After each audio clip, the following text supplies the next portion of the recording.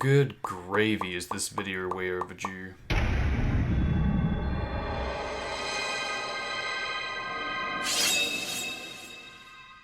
PR6, the one fan game I've been the most involved with. I did actually do a review video of the first demo that was actually publicly seen, and I even had the first publicly available demo reviewed. I had all of the commentary covered. All I had to do was finish the video editing. But then my hard drive ran out of space. Then my external hard drive ran out of space.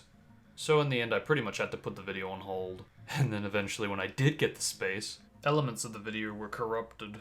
So in the end I came to the conclusion that I would get a review out for when the third demo would drop. So that way I could review the trilogy of demos.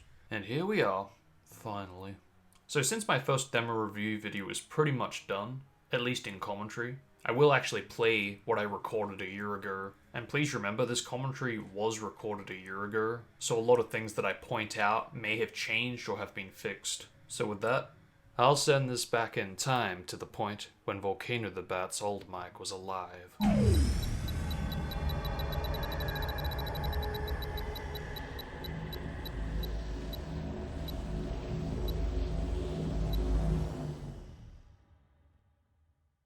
Honestly, didn't think I'd be making another talk video so soon.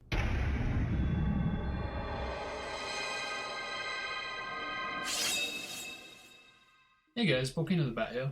Like I said, I didn't think I'd be making another talk video so soon. As someone who's been working on this project for a while now, I knew that the demo's release was very close, but I wasn't expecting the release video to be on the day of when I was originally planning to upload the E3 video. So yes, Project 06's first demo has finally been released. And as an 06 fan, I could not be more happy to be working on such a project like this. Granted, I am involved with the Gistix and Mifiasu project as well. This project, however, I've been a lot more involved with.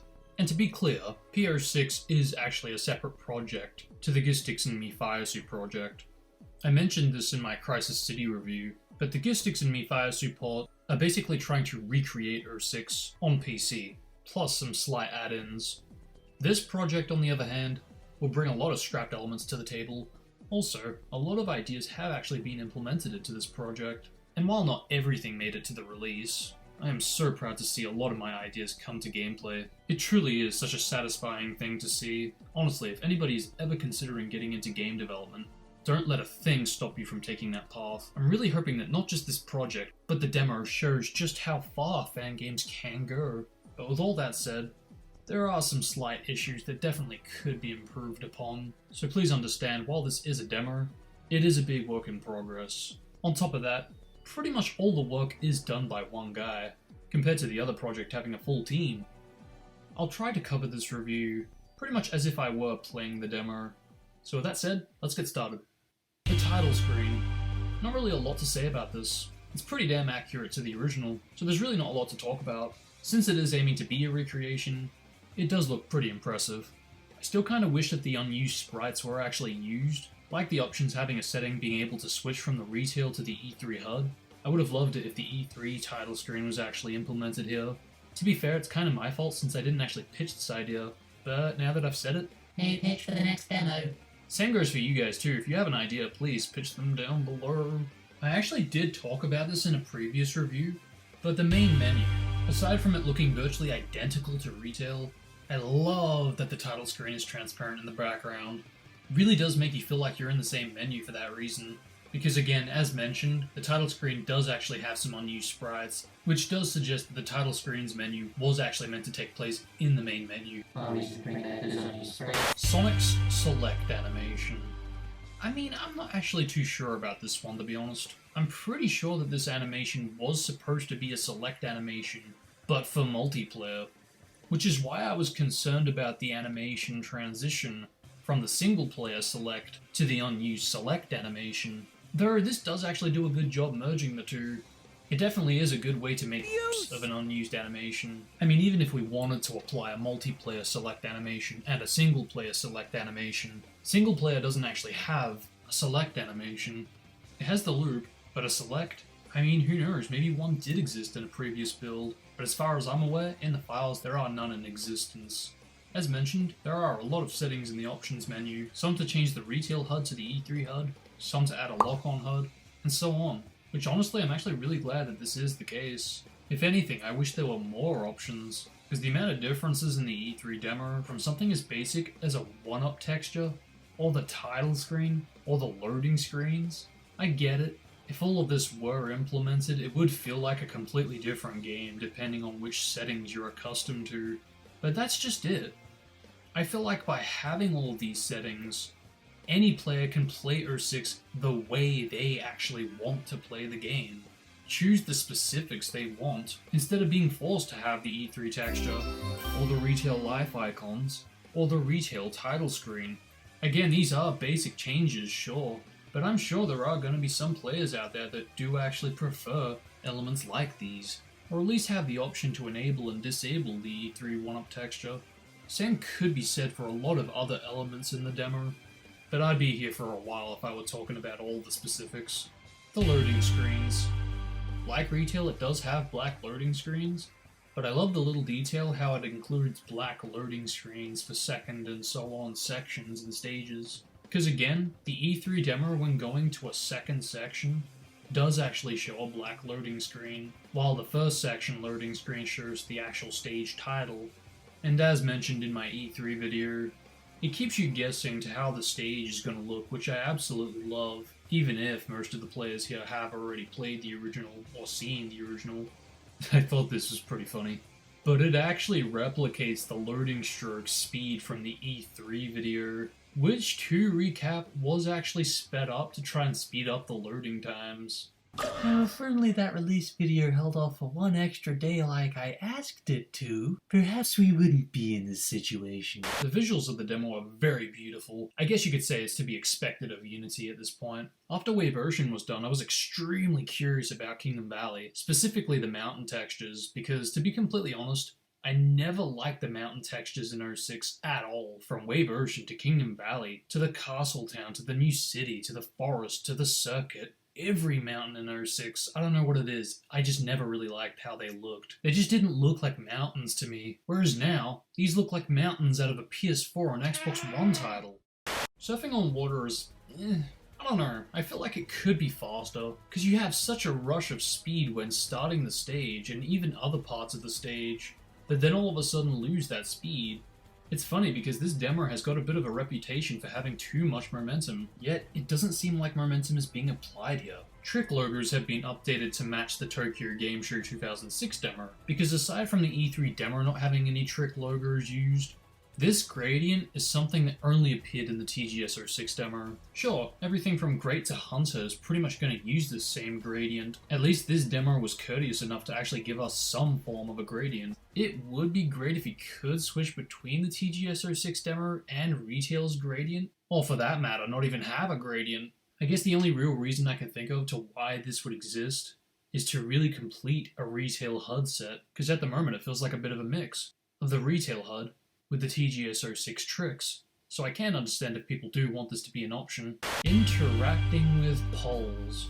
I love the use of unused animations, especially that reverse poll, and I actually did mention this in a previous playthrough, granted a private playthrough for beta testing, but I'm not really on board with the light dash animation being used as the fall animation after the trick animation plays. I'm sorry, but for a sequenced animation like this, a launch and a ball and a land is usually the sequenced animation sets. For the intro, it usually is understandable if the animation does change, since in the past it has changed in Retail to the jump up, to the spring, to even the ball animation. So in our case here, I can totally understand why the reverse ball animation is used here. But I do strongly believe that the land animation is best suited for this sequence. In fact, I actually did swap these animations in my community tab. I asked people what they thought of it, and for the most part, people were pretty much on board with it. Though, since this was a Retail animation swap and I did show the dash ramp interaction, there were questions about the dash ramp's interaction, as well as the smooth transitioning. But anyway, the main focus was the pole animations. But yeah, I do feel like the land animation needs to be used here. Something I want to quickly point out, I feel like his jump height goes way too high. It obviously goes a lot higher than Retail, but I feel like this is a little too high for my tastes. Of course, I could totally understand if you were jumping off of like a ramp or something like that, but just on the ground you get so much height from just holding down the jump button. But for your normal jump height, if you hold it down, I don't know, I just feel like this is a little too high. I love that the bridge has made a return. I know having a setting in the options menu to switch between the grind path and the bridge is a bit too far for just an option, and I was expecting a handful of people, but surprisingly there are actually a few that do want the original wind placement to actually return.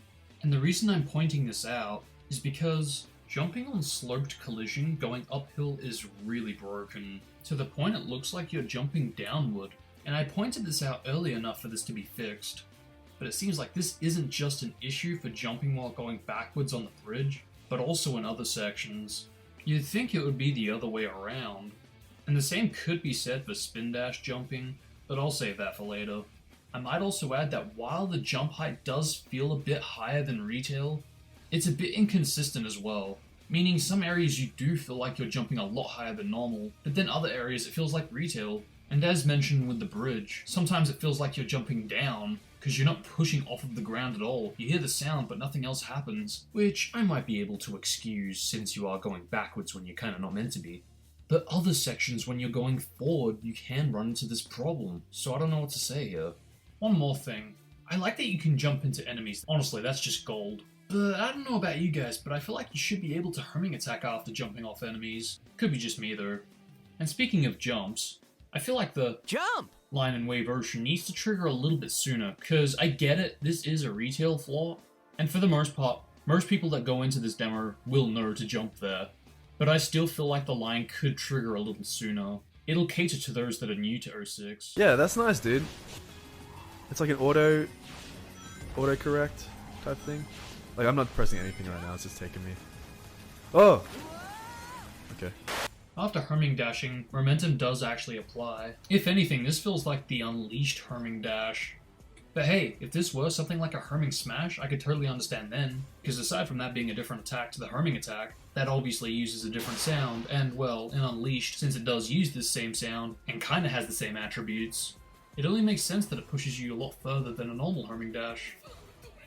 It's not just the homing dash that gets affected by this momentum, but yeah, even after exiting things like grinding rails, there are some instances where the player will die, all because the momentum pushed the player a lot further than normal, to the point the player has to actually redirect the character to safety. If not, you're a dead man. So again, I do feel like momentum could work, as long as it slows down a lot faster. And the homing lock-on. What can I say that I haven't already said about the lock-on? I really was hoping that this would change, not just from beta testing builds, but specifically from people's perceptions on the previous demos. And again, sure, it's a different project, but you would think that notes would be taken for this. I think the lock-on itself isn't really the problem here, because this has been debated many times in the past. I think it's more so the fact that you need to be facing the enemy that you're going to lock on to. Retail doesn't do this, which is why it throws off a lot of players, including myself. You don't have to be facing the enemy when you want to lock on. You can be facing a little bit to the left and right and still auto-lock to that enemy, or obstacle for that matter. So if you ask me, this is a definite must-add. And I know it's hard for someone who hasn't played the original 06. But again, this is why I'm addressing this, so this is easier to comprehend and understand. So yeah, I'm really hoping that this gets done in the next demo. E-button inputs. I know a lot of people will probably disagree with me on this one, but I've always wanted the X and Y button to be Sonic's main attack inputs, when the B button, in my opinion, should do the same thing it did in SA1, pretty much cancelling a jump. The fact that the bound attack sound effect from SA2 is present in this, and the fact that you can spin kick jump and it shows a fancy animation, kinda like something we see in an SA game. And the adventure spinball is gonna be in the next demo. I really do not see the reason to why this won't get ported for this project, but anyway.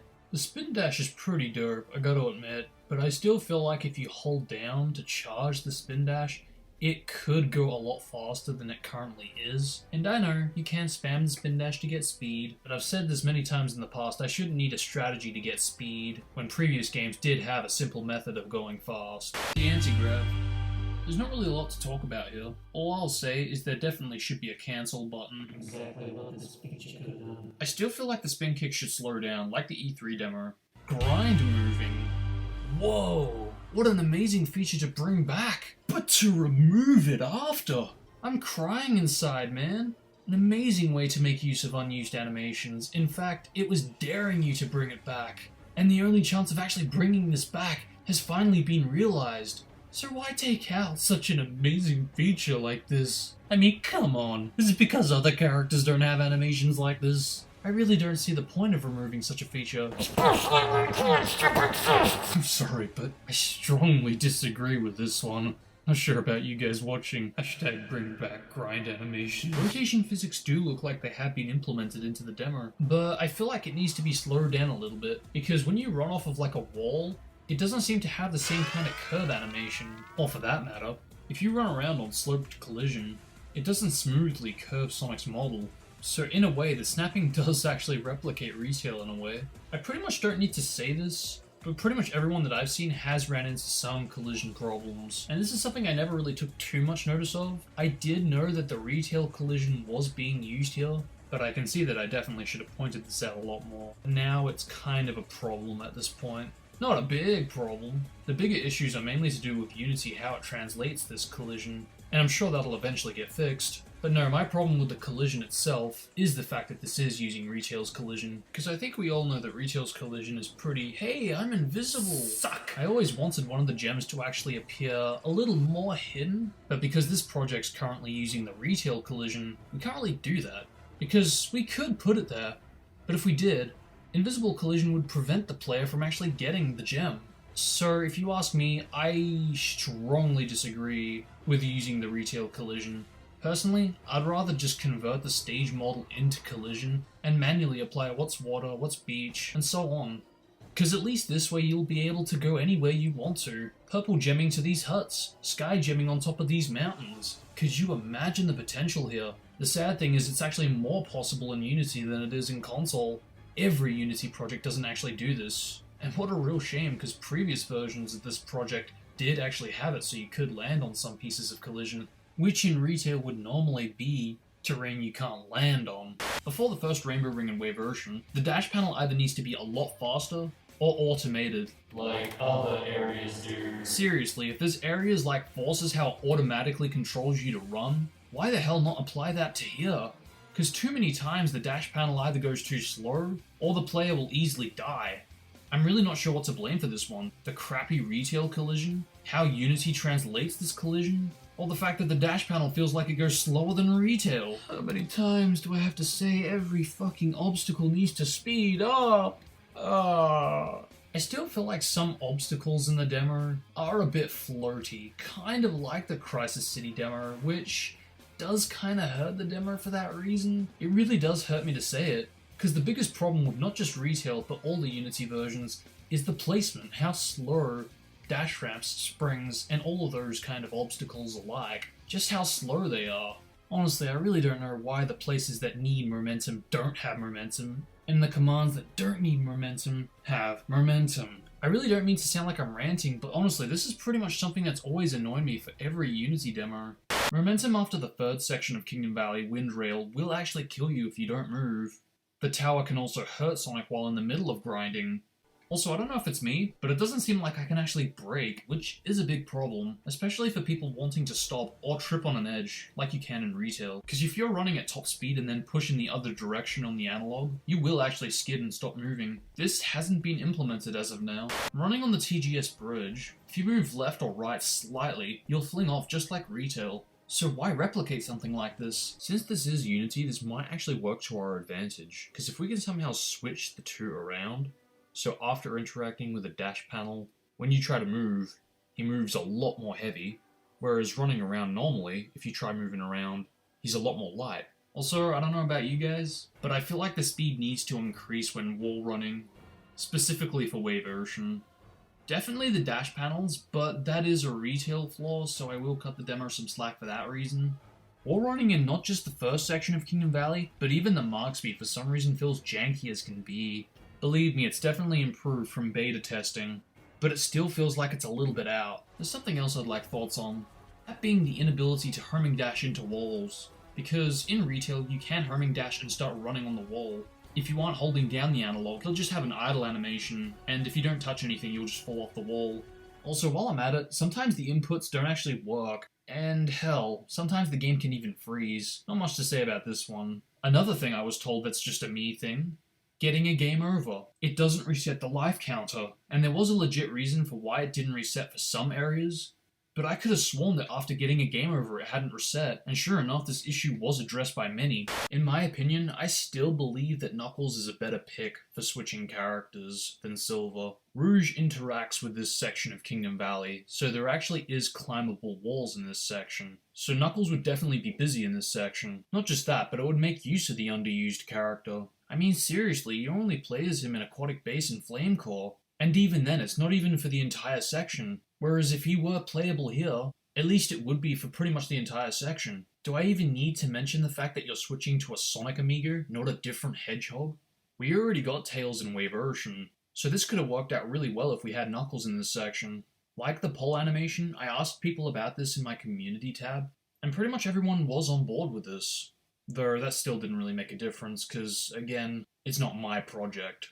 Still, with that all said, I'm curious what you guys think. Are you guys glad that you got Silver in the Unity demo? Or would you have preferred Knuckles? Team Sonic style? Please let me know, I'm really curious about this one. In the pause menu, pressing start acts like the A button instead of resume, because in retail, and even the demo, if you press start while in the pause menu, it doesn't matter what your cursor's on, it will act as if you've hit continue and resume the game. Whereas now, if you press start while the cursor's on start over, it's gonna act like the A button and select what the cursor's on. Tails' flight should recharge after landing, pretty much how it is for retail Silver. And I know some might disagree with this, because in retail for Tails, as soon as you hit the ground, you can pretty much fly as if it were full. But I don't know, I feel like this is a bit of a flaw, because in Silver's case, you have to wait to recharge. If anything, it should be the other way around. Silver has instant levitation recovery. Tails, on the other hand, has to wait because, you know, he's actually putting in the effort using his tails. Speaking of Silver, I don't know about you guys, but I feel like his range for grabbing stuff is a lot smaller, or rather a lot smaller than retail. Like, I don't think it should be a lot bigger than retail, but it definitely should be, at the least, the same as retail. For Mach Speed, I like that you can slow down, but to the point of going idle, I'm still not on board with that, I'm sorry. I guess my ideal Mach Speed Sonic, if you hit an obstacle, instead of losing all your rings, you lose 10. No matter what speed you're on, it defaults back to your normal speed. This way it gives you more time to react, move, and prepare. Homing attacking the round rock doesn't always trigger the wind. Seems like all states don't damage it either. I mean really, just imagine green gemming this. Some death animations on the ground play the wrong animation. For example, sometimes it plays the idle animation, sometimes it plays the It's no use! animation, so I don't know what's up there, but yeah, hopefully that'll get fixed. Also, just saying, I'm sorry, but I disagree with being able to let go of enemies for an insta-kill, like in retail, especially when the demos had you not insta-kill them, because at least this way you actually have to put effort in to defeat the enemies. And again, this is something I pointed out a few times in the past. So this is something I'm really hoping to see in the future, and what a real shame for the debut not to include such a feature. Throwing some specific amount of missiles sometimes throw back less. I'm not sure why this happens, but this definitely is an issue. Though I do like the fact that if you ground pound when missiles are coming your way, they pretty much rebound. Though you better be on your toes because it might just be there to turn around and come back at you. I did actually pitch this idea, but I wanted to maybe have some lasers so it's more noticeable and understandable that you shouldn't, but more importantly, can't skip the castle part. Because not just myself, a few players actually tried to skip this castle, and well, they were greeted with invisible collision. I've said it before, but it's bad enough that retail has invisible collision. Don't breathe the floors of Earth 6 for fuck's sake. Some health bars don't actually appear where they're meant to, like in retail. Which is a problem because you can still see it, but it's clipping in the enemies, so this is a bit of an issue, which I'm sure will eventually get fixed. Also, on topic to music, the music doesn't actually loop properly.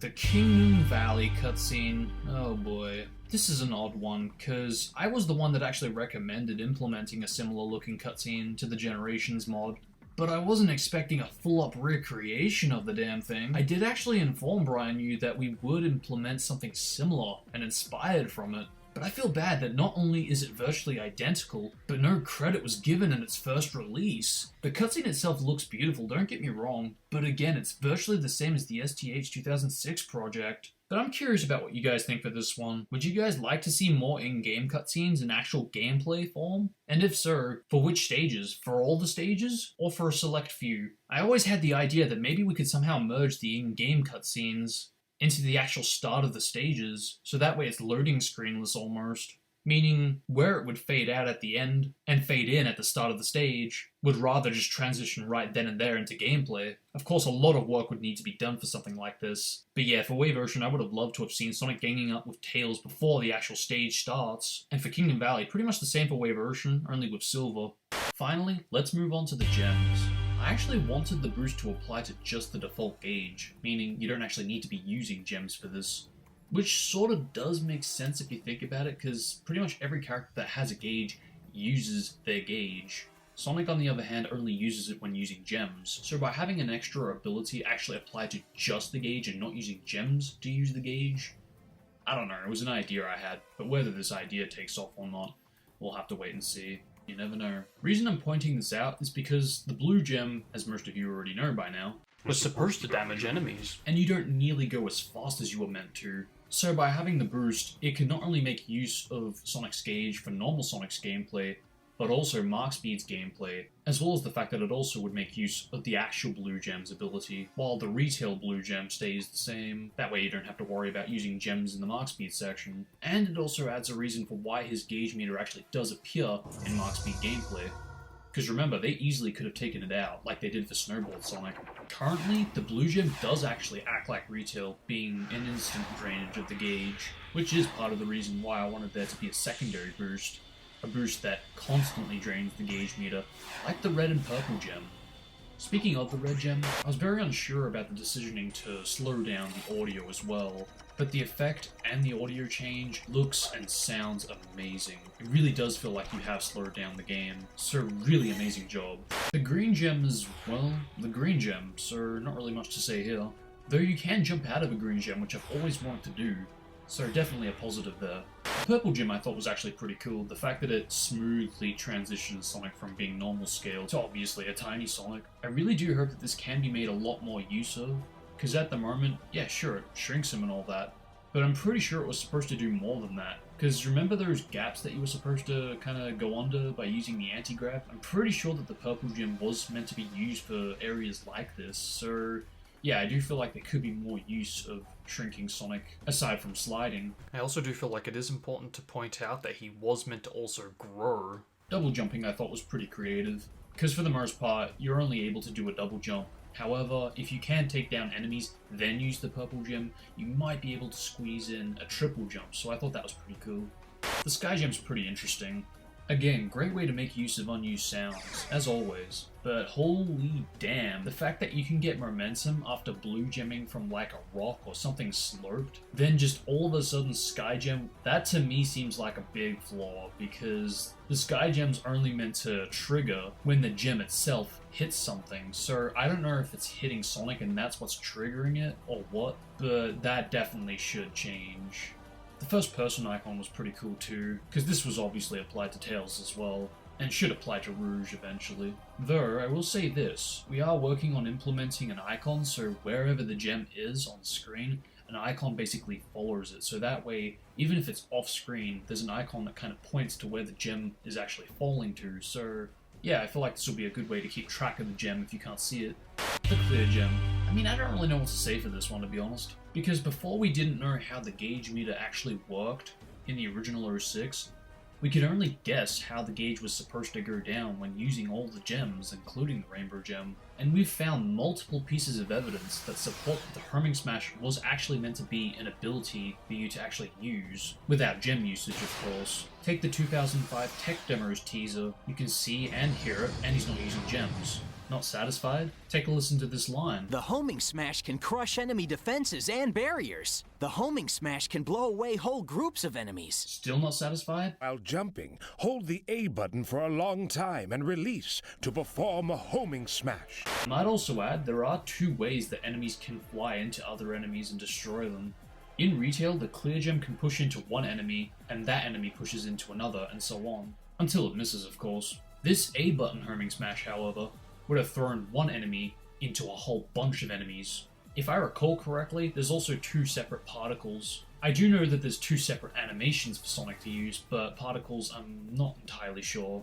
I know there's 1 different particle, but I'm not really sure if the Clear Gem was going to use this. So the only way I can think of to make use of these 2 homing smashes is to, well, make 2 homing smashes. Have one where you hold down the A button to charge a homing smash, and keep the Clear Gem homing smash. The specifics of which flip animation is it going to use, which particles which going to use, which will be more OP, that can be handled in the future. Anyway, moving on to the yellow gem. I also like the little detail how if you actually do get hit with this shield, it does play the actual animation of you getting hit. Really does stay true to the classics. Also, I don't know about you guys, but I feel like the gauge meter refills a little too slow. Make no mistake, I'm grateful that it does refill because it was meant to do this. But take Sonic with Elise, just like Silver's, it replenishes at the same speed. And if the concern is that the gauge refills too fast, I totally understand that, but since the gems are supposed to be upgraded to level 3, and equally, not individually I might also add, that should make the gauge meter go down a lot more, to the point that it's empty when just using it once. That way there's a balance of not just replenishing, and not just drainage, but also the amount of power you get from upgrading these gems.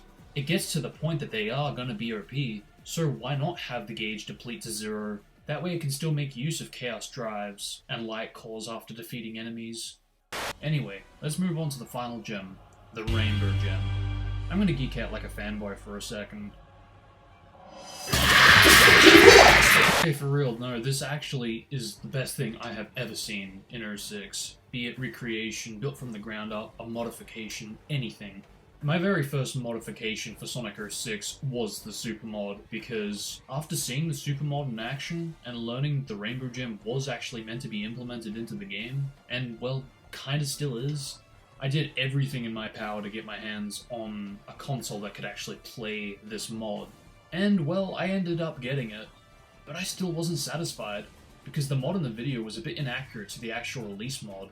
So I took the time to recreate the mod from the video, so I know all the specifics that went into it, from the animations, to the attributes, to the particles, all that jang. So when I tell you guys this is the most accurate version of Super Sonic that we'll ever see in 06, this is the most accurate version of Super Sonic that we'll ever see in 06. I think the only tiny little thing that I might have changed was have it so when you actually do get rings, maybe add a little bit of gauge to the meter, but aside from that, having the ability to do your supersonic dash attack, to roam around free as supersonic, and the fact that rings go down every second, fucking amazing job there, man.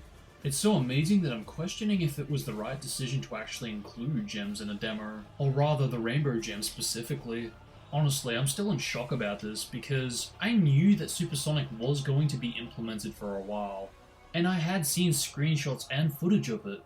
However, I only got HQ screenshots and potato quality footage, so when I first saw Supersonic in high quality footage, honestly, I really did tap into classic Volcano territory, because Supersonic really was the first thing that got me into playing 06 regularly, so this really did mean a lot to me to see this in action. So yes, I'm very happy how that turned out. But yeah, that's pretty much all I have to say about this demo.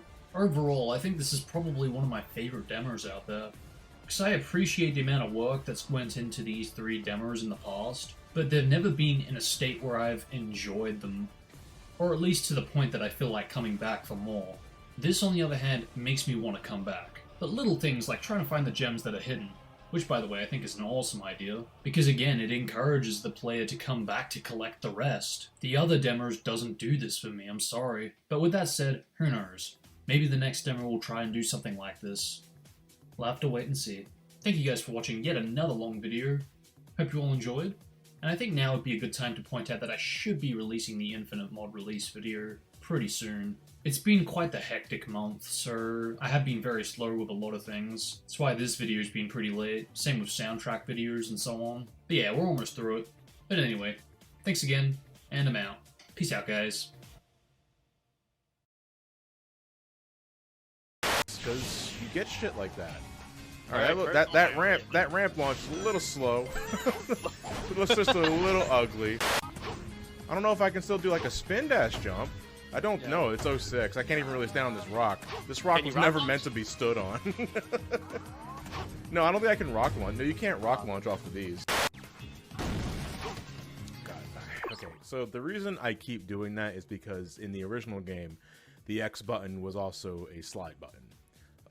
That is now dedicated to the B button for this demo, and I'm not used to that. It's the control. The control's been tuned up. Okay, I'm gonna see that I can still not reliably get to that. Yeah, there's a lot more new animations. Yeah. Like the Sonic bouncing off enemies and such and such. Can I get that? Put one up. Yeah, there's a lot more physics. Yeah, that's nice, dude. It's like an auto correct type thing. Like, I'm not pressing anything right now, it's just taking me. Oh! Okay. Oh, fuck. I'm not used to momentum in the game. I'm not.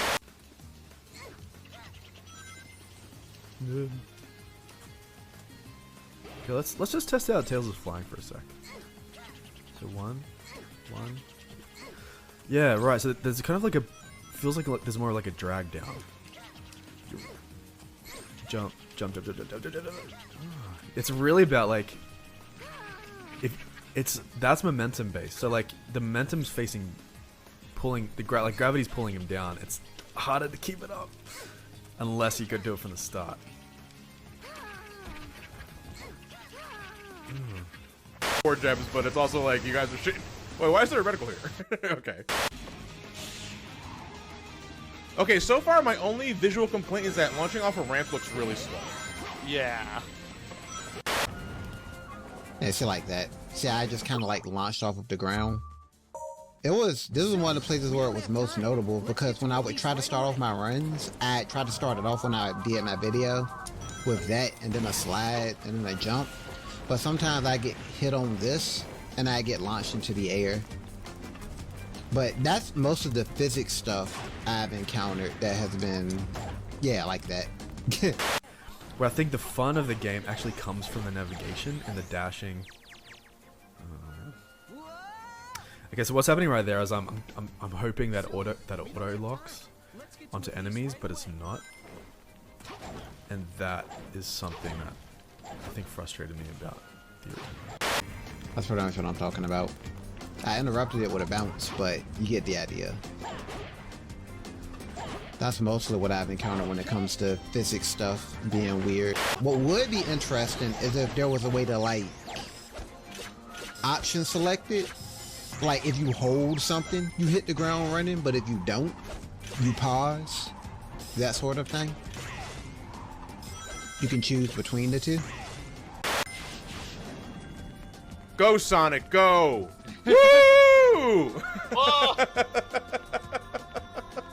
Darn, we're not gonna make it! Yeah, it's like there's some sort of anti-hedgehog invisible force field in the way.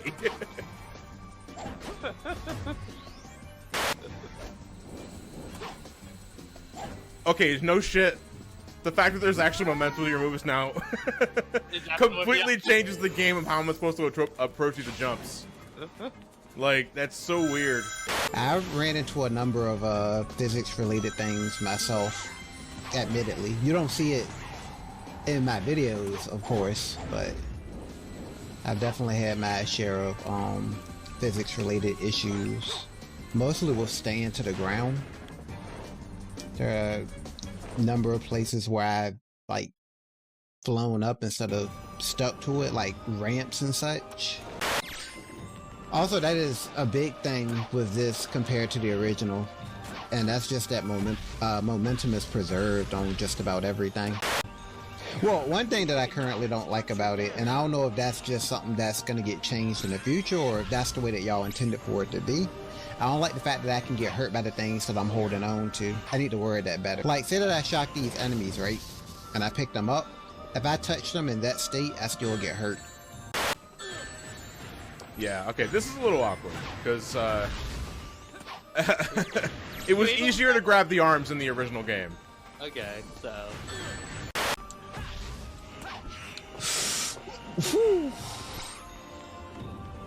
Also, this is a nitpick for me, because I know that Sonic games already have things like invisible walls, but It'd be nice if there was like some way to detail where invisible walls were. If it seems like you can access a certain location. Like right there, you know, in the original you can just kind of skip this.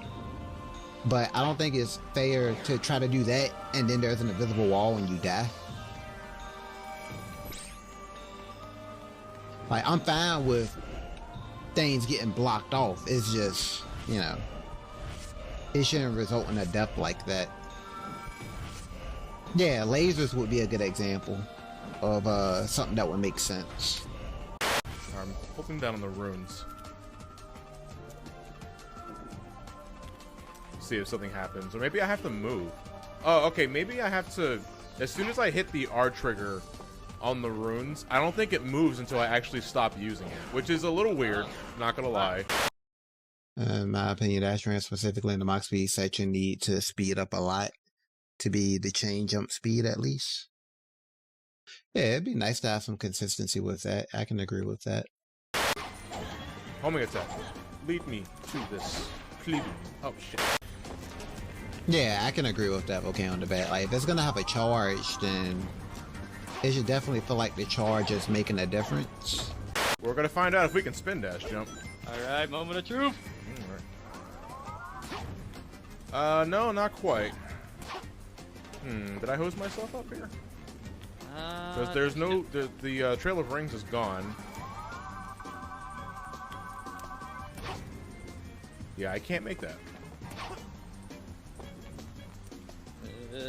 Yeah, not quite SA1 level. It's not even SA2. Yeah. Nah, I can't make that. Oh god, just barely. Alright, maybe work on that for a future release or some other shit. Oh no, I didn't even do that. Whoa! Oh!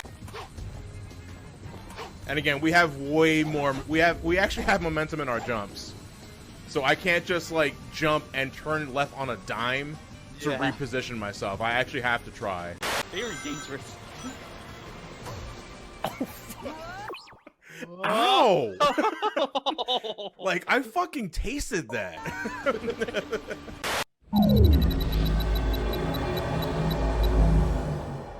Upon revisiting this demo for this semi-re-review, especially now that I have a gaming PC, I really feel now I can truly cement my opinions. And honestly, nothing's really changed that much. There are minor things that I didn't talk about that caught my eye this time, such as the inability to reset the camera, the E3 loading screen using a wrong gradient, the yellow gem behaving similar to Sonic with Elise's shield, my suggested idea for a game over screen, the inputs for using the gems being on the left trigger rather than the right, or even how it saves the order in which you collected the gems, Tails' fly sound fading out, the echo effect in Wave Version's caves, Tails' more polished gameplay, the more accurate looking gauge without maturity and levels, the Tails, Silver, and Supersonic Life icons, the Sky Gem tracker, the rain effect in Kingdom Valley. There's just so much. Most are positives, and granted, when I did revisit this, I wasn't actually trying the version that I was reviewing a year ago, because this time around I actually was playing the version 1.5 build, which explains why things like the E3 spin kick was actually implemented in this build, when in the version that I was reviewing a year ago, I was actually hoping to see the E3 spin kick in a later build. And it's amazing. Now that we actually have got access to the real and legit floating wind, it's just so bizarre to go into PR6 now, since I guess, yeah, I'm so used to PR6's wind controls, because that's, you know, how I played it before going into the real deal. Actually, what am I saying? That's pretty much everyone.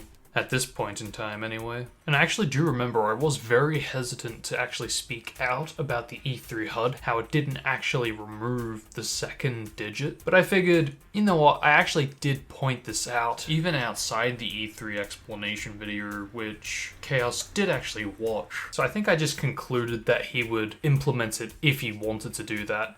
And what do you know, he did it in the third demo. So all in all, yeah, my opinions haven't really changed that much. It's an amazing first demo, especially for its debut, but there definitely are some issues related to physics that really prevent the player from having the best experience. And it's a real shame because it's like so close.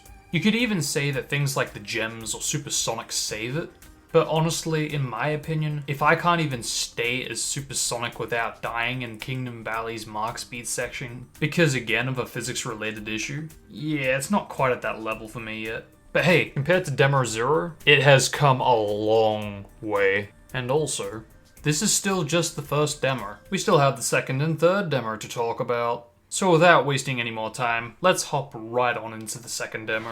Just made it. Demo 2. The demo Beats gave me a copyright strike for silencing his negativity. Truly the sign of someone who cares for PR6's team. Thank you, Beats. I was having a nice stream with my fans. I appreciate you ripping me out of it. So right off the bat, we have a more enhanced version of the title screen background, which I actually really like. At least now we actually feel like we're playing the same game. Because before you could go, oh, but it's the original title screen, and you know, that is true. But it's a video file of, and I want to say the original game, but let's be real, it's not even a video of the original game. There's a goddamn castle there that doesn't appear in the final. The lighting in Skybox looks like fucking tropical jungle, and I don't even see the rest of the level. I admit that I actually would be up for seeing an enhanced version of the original 06 title screen. And I guess, to a degree, the posing of the camera does mimic the original, and that's not even to mention the recreation of the castle. But the lighting feels more E3 inspired, I guess. But make no mistake, I really do like it the way it is, and I am totally fine if it stays this way. By combining these two elements together makes this title screen more unique. Unfortunately, we still don't have continue or new game. I'm not really expecting stuff like new game to appear, but I do feel like it could make things interesting for speedrunners. But I definitely do feel like continue should make an appearance. It's cool to see that my suggestion was actually implemented, how if you leave it idle on the title screen it actually takes you to the trailer. Though since I just said that we kind of want to steer away from using the original videos, I think it would be wise to, in the future, replace this original trailer with not so much a trailer for PS6, well, not yet, but more so the release video of the demo that we're playing. You know, that way, in a way, there's going to be more meaning behind the release video, but more importantly, we're actually seeing a video of what we're about to play. I imagine now that all the stages have been implemented, it won't take too long to actually recreate the trailer, so who knows, maybe something like that could happen. Especially since I already did it for my release video. In the character select, Sonic now says, "Let's get going." A very good way to make use of this unused line. And it's very faithful to SA1 how the character says something when you select them. Especially with the select animation already in place. I mean, sure, there was the OK line in the previous demo, but I do feel that this "Let's Get Going" line is more SA-esque. Not to mention that the OK line is used while this one is, well, like I said. Interesting now how there's an outline for the characters, though I'm not really sure about it to be honest. The E3 loading screens look pretty much the same, still lacking that updated gradient though. It's strange too, because before the first publicly available demo, the E3 loading screen gradient seems to look a little bit more accurate here.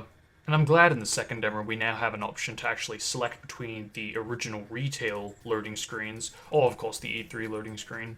And seeing the updated hints to have B button inputs, just, I'm still not used to it, but at the same time, I really do like how it looks. Probably because of just how natural it looks. In the first demo's extras menu, you could select between an enhanced version of Retail Sonic with TGS Sonic and the Retail camera with the E3 camera. In this second demo's extras, we now have access to a UI customization, which is beautiful. I just wish we got that monitor working. I hope in Demo 4 that there's going to be more customizations, because as I pointed out in the first demo's review, it would be cool if we could have an option to select between the TGS 06 gradient, the retail gradient, or no gradient at all for the trick logos. In fact, even the minor details, like the TGS 06 main display positioning, the red gradient for the action gauge level and maturity meter, or even the E3 action gauge meter detail, which is already in PR6, but I mean like the option to enable or disable that HUD. Again, all of this is super minor, but I do feel like if this were all implemented, it would just cater to everyone. In fact, I was kind of hoping to see the E3 gradients for the main display to enable or disable them back to retail. The jump ball has a feature now to switch between the spinning effect from Adventure, which makes sense why it would be a thing, but I don't know why, I've just never really pictured this to exist in 06. Maybe because you can't jump into enemies, because I guess I've always viewed the jump damage to be if you go into an actual spinning ball. And I think this is why I keep coming back to the E3 demo thinking, yeah, that's why he can't jump into enemies even in a build like E3. Gotta admit, this spin ball actually looks pretty sick. I love how it looks, especially for the spin dash. It really does make me feel like I'm playing an SA3. I'm sorry, is that wrong? I have no idea why Chaos gave access to the test stage, but yeah, that's a thing. Minor detail, but if you pause as the loading screen is opening up with the E3 setup, the pause is actually behind the loading screen, which I really don't mind, but if we are going for accuracy, theoretically the pause should be on top of the loading screen. Since I'm talking about the E3 HUD, while we don't have high quality footage of the X button on the 360 side being shown, you can see that it's pretty much the same as the X button for the PS3. We can also see that it's not nearly as dark as how PS6 handles this. And while I do doubt the B button would have looked like this, especially since the pink square on the PS3 appears to be red, and since we do actually have the RGB from the E3 demo left into the retail text, again, it's a minor detail, but if we're going for that accuracy, pointing out stuff like this is worth it. Before I talk about the new stages that have been implemented into this demo, I would like to talk about the updates for the existing stages. OVA version. I like that there's more of a challenge to the surfing on water, but I do not like the ring that you surf into. Like literally, anything could be swapped with it and I'd be okay with it. The town mission rings, the floating wind particle, dash panels. In my opinion, I would prefer to see dash panels there, because I feel like it would be a cool way to see the dash panels floating on the water's surface. I also like the usage of the unused lines. Really nice touch. Kingdom Valley. Damn, this lighting is so much better than the first demos. It's hard to believe it actually gets better in Demo 3. And finally, jump panels are fast! God damn, was this frustrating as all hell. I'm so glad that this is faster. Like, the jump panels in the Mark Speed need to be fast at the least. In the normal sections, there are still springs and jump panels that could be a little bit faster. Heck, I'd love to see the rainbow rings a bit sped up. And I'll even say Wave Ocean's Mark Speed jump panels need to be faster. But I'm just so glad that the Kingdom Valley Mark Speed sections jump panels are just... it looks like E3 now, so that is like a huge plus for me. Also, I don't remember pitching this, but there is wind behind where you switch to silver. Which is strange, because I do actually remember wanting this. In fact, I kind of sort of showed this in my E3 explanation video, where wind would take place if it replaced the leaf particle. So I don't know if that's just a coincidence, or maybe I did pitch it and completely forgot, but I really like this change. In regards to the HUD and controls and all that jank, finally you can both reset the camera with LT and use the gems with RT. I know I'm probably the only one who actually resets the camera as often as I do, but I'm very glad that this was implemented. Because yeah, I really do reset the camera a lot. If you look through my previous videos, you'll likely come across a lot of videos where I do it pretty damn often. Things like the E3 HUD are a lot more better looking, and of course the E3 pause was implemented. I'm just so glad that the life icon is finally updated because, I don't know why, I just grew to hate the original life icon that was used here. It's also good to see that the gems are actually in the retail order. When you're playing retail enough, you really do get a feel for how much you need to tap the D-pad to get to a specific gem that you want to use. Like I said in Demo 1, it's pretty much in the order of how you collect them. And as if that weren't distracting enough, oh snap, you have to use LT to use the gems. It threw me off more times than it probably should have. And I can see a lot of other players that don't play Ur6 as often as I do going into PR6 and getting used to that more easily than I did. But regardless, it's fixed now and I'm very satisfied. Alright, let's talk about the new stages. Dusty Desert.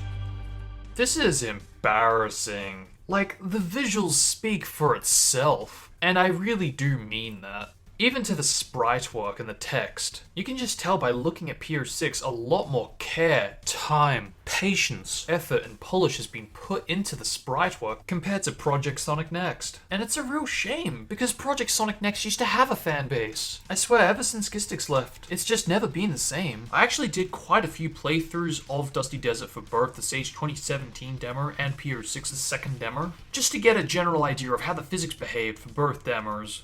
God, it's no wonder I gave up getting the S rank for Crisis City. I'm sorry, but Project Sonic Next just does not do it for me. I'm shocked I managed to pull off the S rank for that review, because again, I didn't have a gaming PC back then.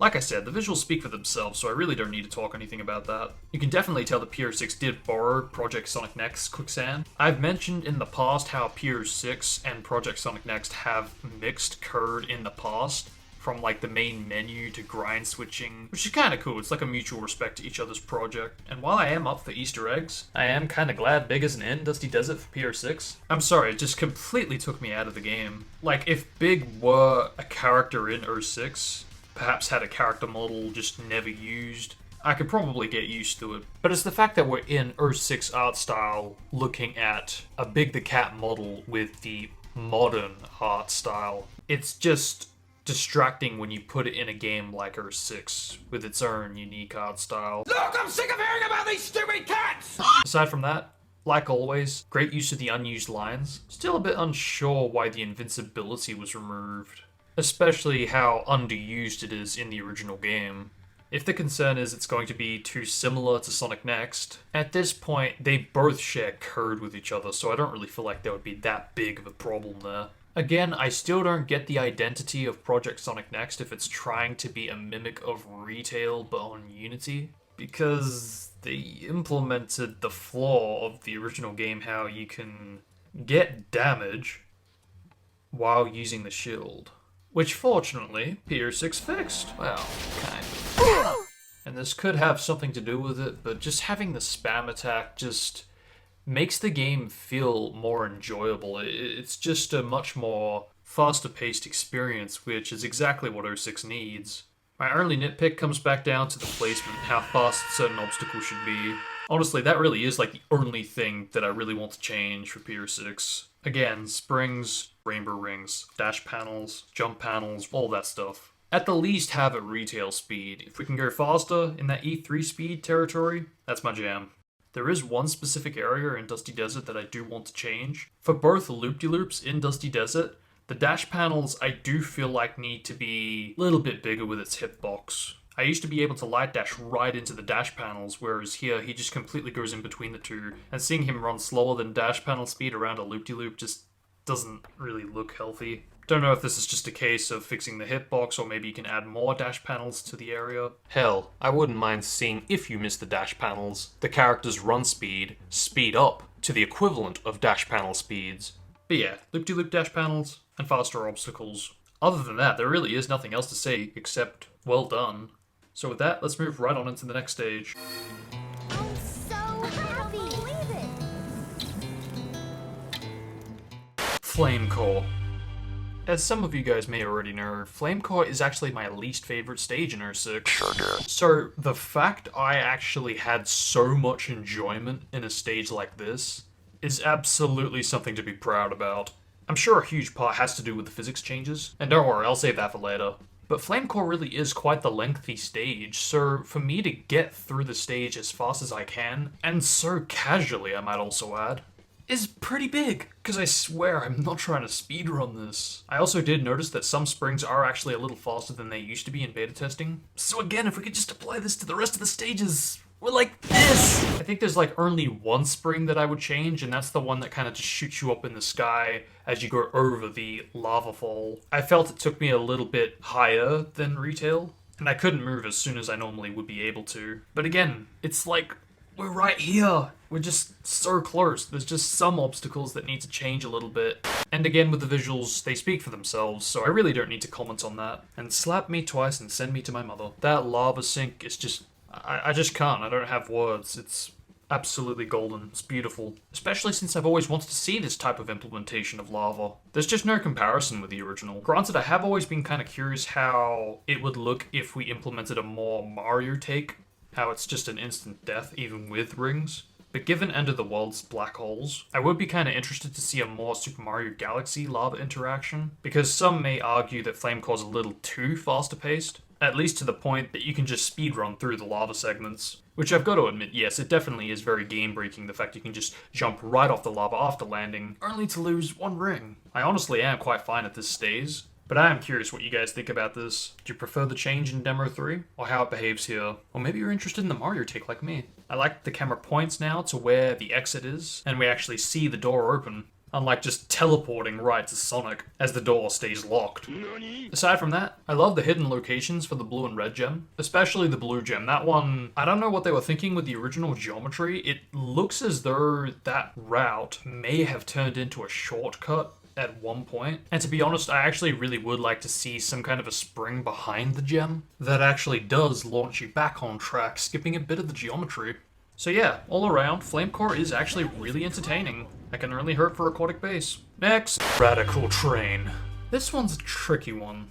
And like Flamecore, this also has to do with the physics, which, again, I'll talk about later. We're getting there.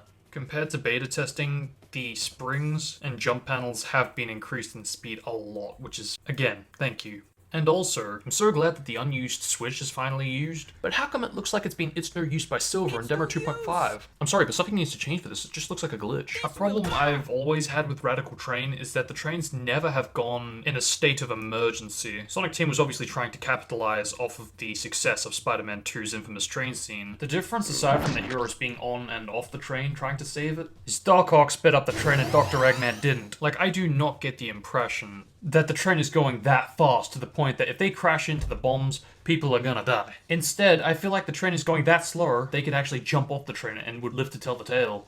Like, I don't want this to be a brutal thing. Liar! It has to look more convincing, man. I just don't believe that anything bad's happened when the train crashes.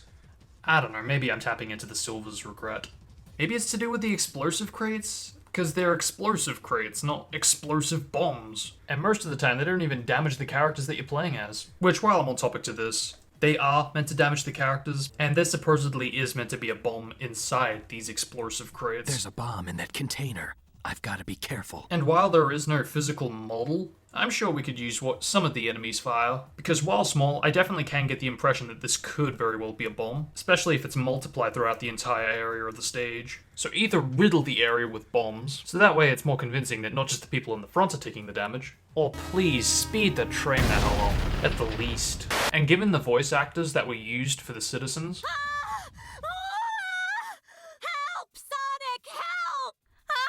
it definitely sounds like the maids were also meant to be implemented. Because even as a kid, I always remember hearing that thinking, hey, that sounds just like the maids. So perhaps, who knows? Maybe an Anna cameo could be a thing. At this point, any NPC sticking their heads out the train would at least give me some kind of sympathy. Because at this point, we just hear voices coming out the train. Which even then, that could be done better. Like, take these for example. Sonic, help! Please, Sonic! Sonic, help us! Sonic, help! My hat! Help us, Sonic! Dear me! Oh, heavens! Help us! Help! Oh, somebody help! Sonic, help! Sonic! Oh, Sonic, help! Like, it sounds like they're on an uncontrollably fast train. At the moment, we already have one that is being used in PR6. Now, if the rest were used, it would sound exactly how it was played. Which, for obvious reasons, is not a good idea. Like, at least with Chip and Unleashed, it doesn't sound like it's having too much fun. So I'm not saying keep these unused. I'm saying use them, but have them as sound effects. Because again, we want to get the impression that this is a cry for help. So we basically need to add an effect to this to make it sound like someone is actually calling from a far distance away. Of course, as the train nears, the louder the cries for help are going to get. Whether all the lines I just played are played at the same time, or each individual ones are playing separately, it doesn't bother me.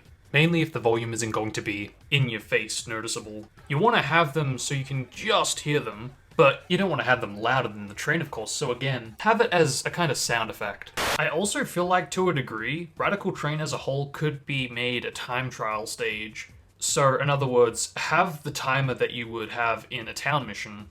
So that way, even when you've saved the train, you still have to keep moving. Because, to recap, Radical Train is split up into 3 minigames for the first section, where you have to save the train. They were trying to make you think that this was the same train, but unfortunately, because 06 is 06, we can just purple gem in and see that it's actually not the same train. So because of this, after you save the first train, or second for that matter, you could just sit there. chill forever. So I definitely do feel that by having a timer to the stage not only adds to the tension, it feels like it completes the stage. Maybe that's just me. Like even the soundtrack, I've always gotten the impression that you're trying to rush, or even if it was the main display time that was counting backwards, like in Unleashed. But anyway, you get the general gist of things. Those are mainly my picks with Radical Train. The collision.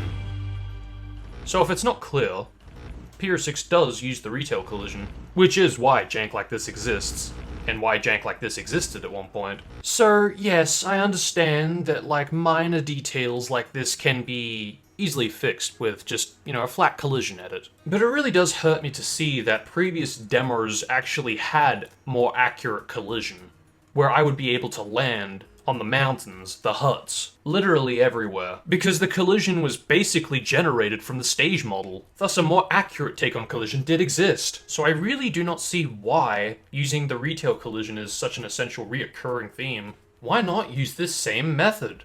Again, like in the previous demo, the stage geometry can be used to create new, more accurate collision. Seriously, how often do I want a purple gem to explore new areas? But instead I'm greeted with invisible collision. You can imagine if this keeps up, stages like New City are going to be the same as retail. And all the unused placement being used aside, do I even need to explain the potential of being able to go on skyscrapers? If that's his choice, then so be it. After all, it is his project, he has the final say. Honestly, the retail collision is just broken. There are literally grass areas that use concrete sound effects. And I'm pretty sure I don't even need to mention the invisible collision. Like, even if you're just exploring and you just want to go up to the corner of a door or a building, the scaling inaccuracy never ceases to amaze me. Just how inaccurate the damn thing is. It really is starting to make a lot of sense now that the E3 demo did actually use a separate collision file. The physics. While still on topic to the collision, probably the biggest problem with PR6 in the past has been to do with how super easy it is to launch off of collision. As I said, it has actually been nerfed quite a lot here, and that's great. But if you ask me, it shouldn't happen at all. Yes, it's meant to be an obstacle. Yes, if you don't jump, you are going to die. And yes, normally there would be no alternative way of getting by. But too often I've actually had to move to the left as I jump to avoid the sloped collision. And sometimes I'm so fearful that I end up just slowing down. I'm not gonna lie, it's kind of an awkward way of playing, especially for an area where you're meant to go fast. I think 9 times out of 10, if you actually land on the sloped collision, you are going to launch. I get the concept is trying to have momentum apply to all states, but honestly this still needs to be nerfed quite a lot more. That's another thing too, I'm kind of curious what you guys think about the momentum applied to Silver, specifically the levitation and teledash. Because so far it does feel like if you quickly go into a teledash or levitation, you kind of go a little bit upward, as if the momentum's stored into that state. But I feel like after you exit out of these states, either the teledash ends, or you release the levitation, it doesn't really feel like there's any more momentum. It feels as though something's pulling me down a lot faster than it should. Not in terms of the distance you're covering, but when you're dropping, and if you go into a levitation state now, you'll feel like you're levitating downward almost. I get why this was done, and this is why I'm curious what you guys think about it. Maybe I'm just too used to 06 at this point. Might be why I'm missing this. Conclusion. All around, this is a much better demo than Demo 1, which, for obvious reasons, is to be expected. There are minor details that I didn't talk about, and this is why I feel the need to keep reminding you guys that if it seems like I'm only focusing on the negatives, that means that everything else that I don't talk about is basically a positive. And it's one thing for someone to address these issues in a chat room, but it's another to have the entire public addressing it. That's why I really want you guys to discuss these differences. I'm sure that some of you guys agree and disagree with some of the changes I would have made to Radical Train, so please don't feel afraid to address whether you agree or disagree with me. Any opinion is welcomed on this channel, so I do invite you to speak your mind. But yeah, all around, this demo is amazing. I definitely find myself replaying this a lot more often than Demo 1. I guess the only kind of minor nitpicks that I didn't really address before is how sometimes the blue gem doesn't actually work. Like, you hear the sound, you see the particle, but you don't actually go anywhere. Or even how the blue shoes itself look a bit purple and pinkish. The only reason I don't talk about these is because all of this has been fixed in the third demo, so moving on. Even though this was actually added in to Demo 3, I'm still a bit surprised that both Demo 1 and 2 didn't actually include a gold medal results menu, because I'm sure that there are players out there that don't want to just get it all done in one playthrough, so it would be nice to kind of recap and see just what exactly has been S-ranked and whatnot. But oh well, at least we got it in Demo 3. And with that, that's pretty much all I have to say about Demo 2. Let's not waste any more time and move right on into the next demo. That was incredible!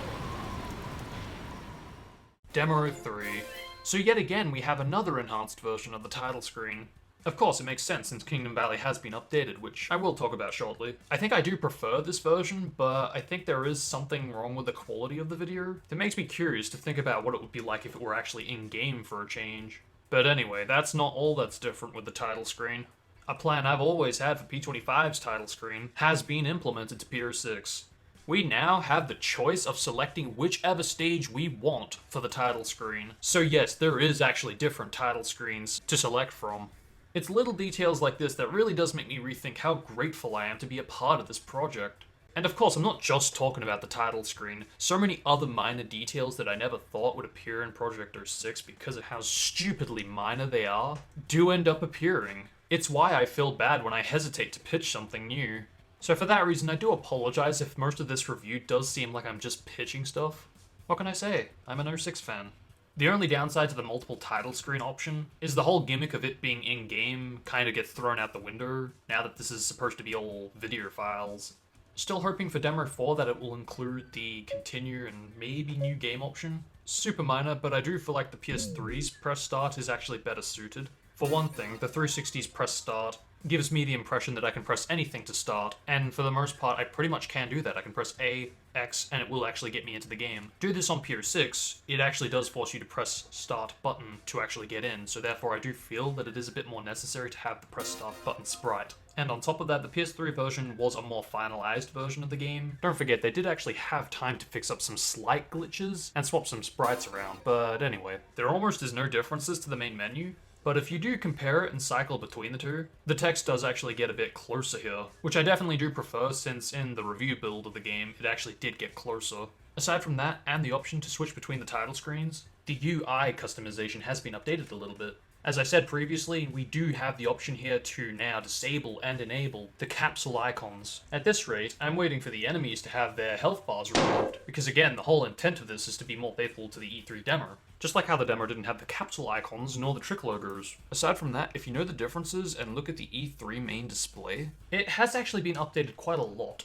As I pointed out before, I am actually really grateful that this has been updated because honestly, I don't know what it is, I just really did not like the previous life icon for the E3 HUD. And it didn't help that there was actually separate custom life icons for when you would play as Tails, Knuckles, Silver. And Silver was literally playable in the E3 demo and we clearly saw him using a Sonic life icon. So this really just did not sit well with me.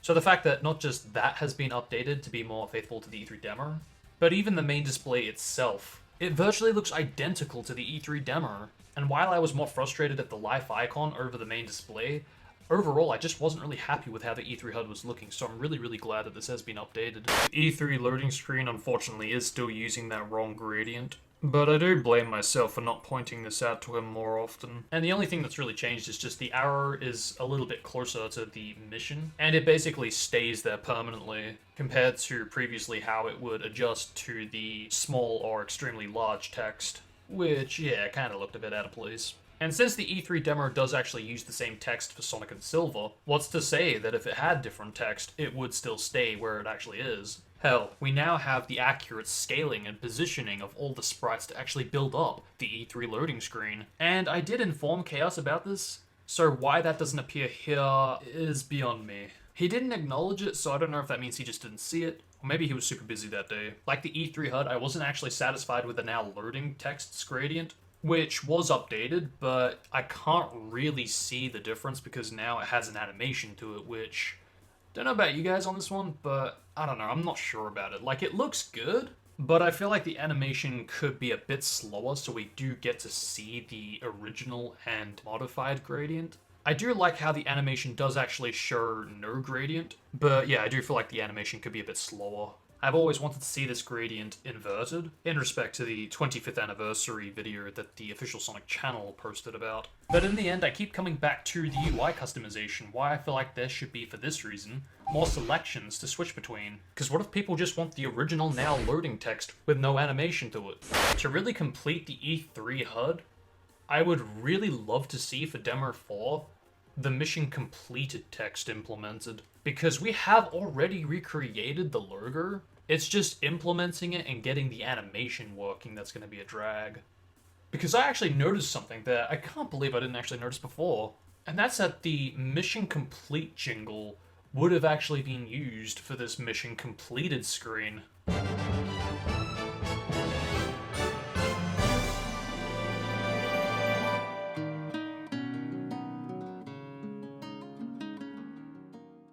Which means that this guitar solo track was the only thing that we were meant to hear in this screen. Sure, the mission completed jingle still does play before the guitar solo track, but I never understood why there was two separate tracks that play in the retail results screen. So with this knowledge now, it definitely does make a lot of sense. And with some of the new stage result screens, I definitely would love to see that implemented in the future. A shame we never got to see the Silver the Hedgehog gradient that's supposed to be used for the E3 Demos HUD. But again, I do feel like this could be something that appears in the UI customization, something that you can enable and disable. And hell, let's not restrict it to just the E3 HUD, since it is literally in the retail code. But like the wind, and like the spam, and like the flips, and like everything else, I'm still a bit confused why things like the retail loading screens and the retail hints are actually still used here. I get that it's for the retail HUD, but like the title screen, you'd think we'd want to kind of update this and use the PR6 graphics, because it literally has been done. But why it still remains to be unused and inconsistent is beyond me. As mentioned, the gold medal results has actually been implemented into this demo. I still think that it could have been present for demo 1 or 2, but regardless, it's here now. I think the only thing I would change is have the actual gold medal render used instead of, I don't know, what almost looks to be a bronze medal. Like, I'm sorry, but the original gold medal icon that was used for retail just never gave me the impression that it's a gold medal. But yeah, for the most part, the menu all around is positives, but things like the outline for the characters, the accessibility of the test stage, and the cheap looking gold medal icon, I'm unsure about. But anyway, let's move on to the stages. Again, I'll talk about those that were already implemented to the previous demo, so that way I can discuss all the changes that caught my eye. Wave Ocean.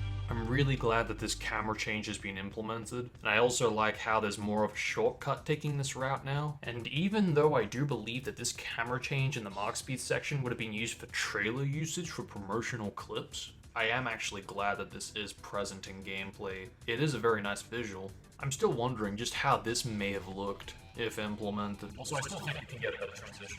I still disagree with the air rings, and for the most part, within reason, I am cool with new content being implemented. But like I said, even if it was replaced with dash panels floating off of the water's surface, I'd be down with that. But is there ever another time where you actually get to see an air ring outside of Wave Ocean?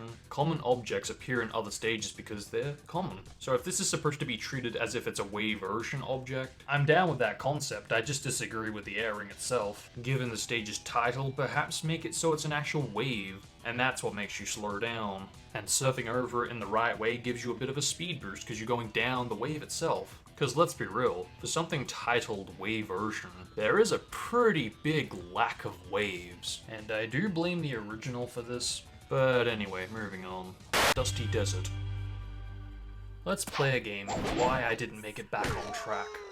Is it because I'm just too used to 06 and I'm bad at Pier 6? Or is it that Chaos didn't implement a more accurate herming attack? The answer is, I'm just bad at Pier 6.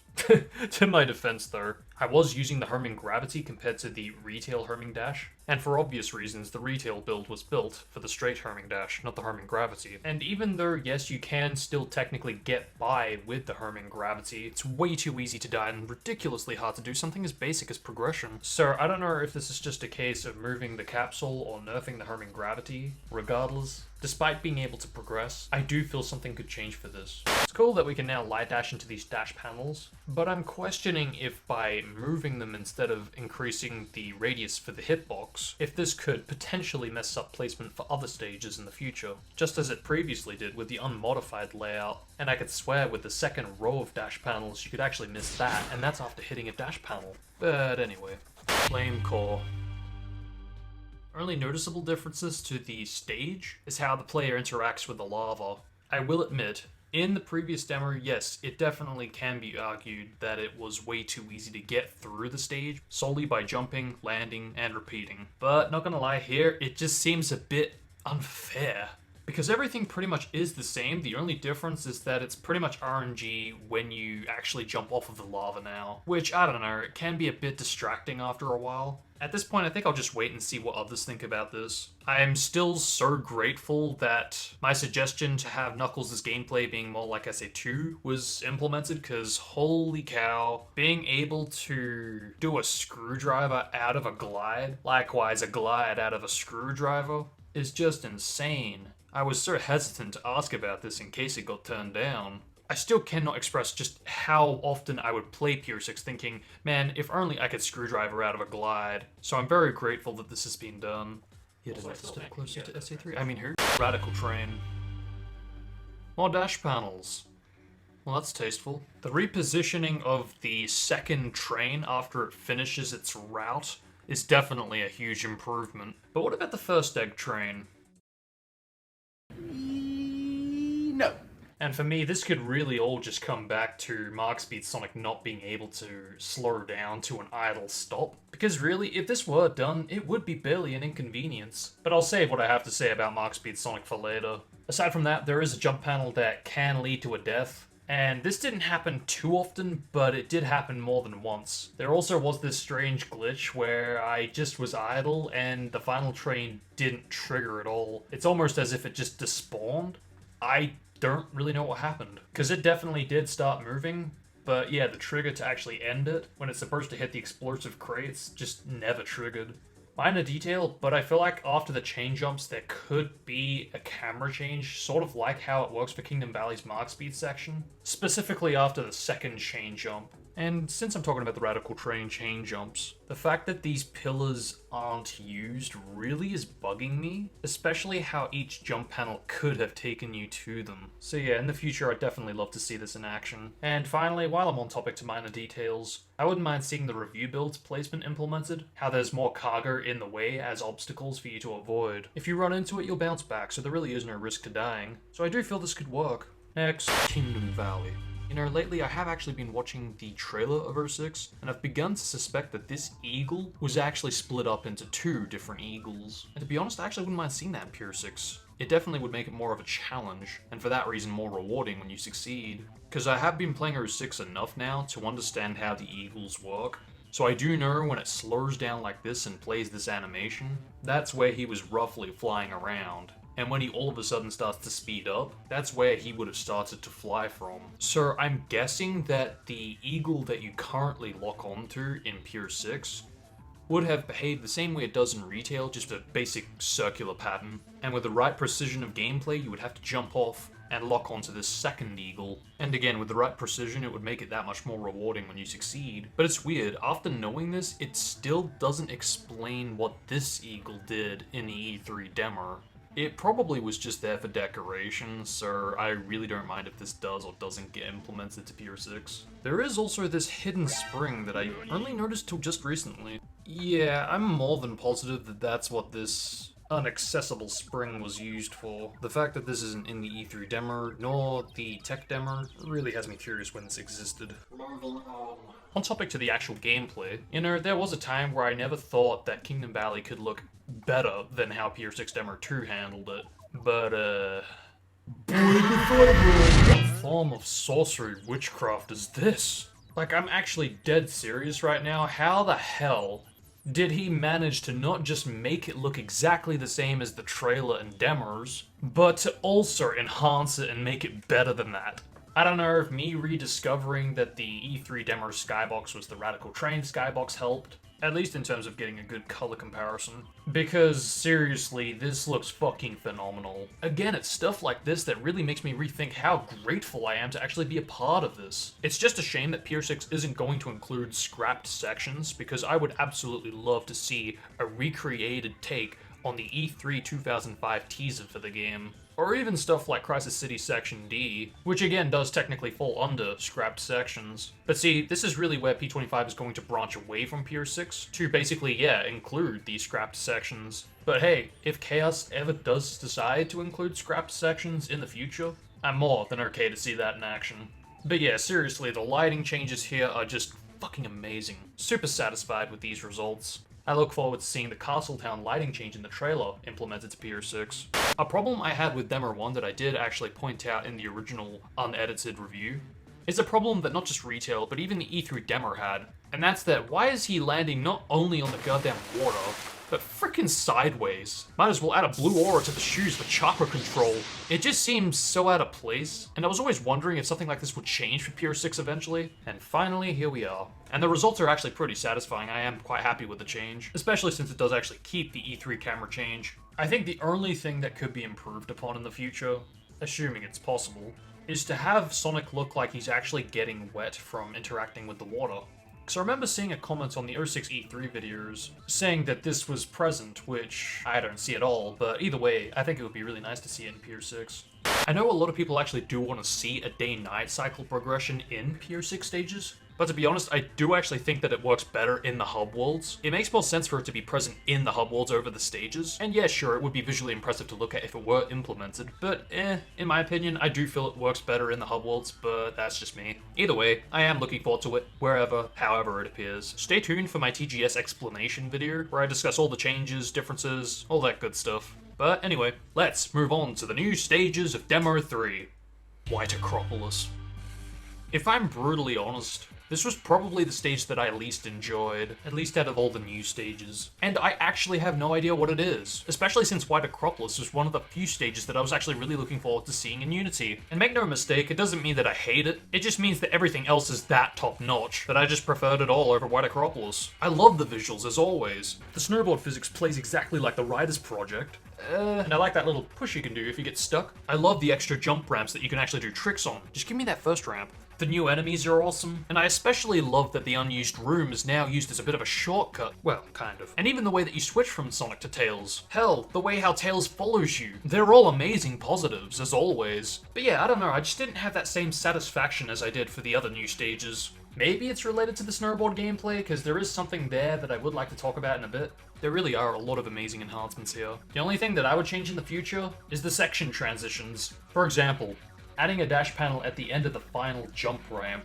This way we're staying consistent to how Crisis City's section ends. I also feel like the door behind the goal ring for the second section could open, and even if this means moving the goal ring inside the room, you know, that way you feel like you're actually entering the base. I mean, that literally is the objective. I was even thinking among the lines of it somehow potentially merging into the Cerberus White Acropolis arena, but this would probably be a bit too much work, for something as minor as this anyway. Minor detail, but for consistency's sake, if Tails can hit capsules with his dummy ring bombs, I do feel like he should be able to hit switches, but anyway. Crisis City! Shadow, don't be late! Huh, you're talking to me? Let's go.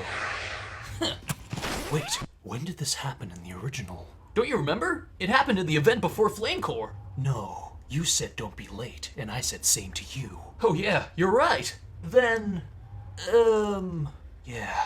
Yet another deleted scene. I really should have requested a higher percentage. Yeah, well, that's anniversary titles for you. Shut up.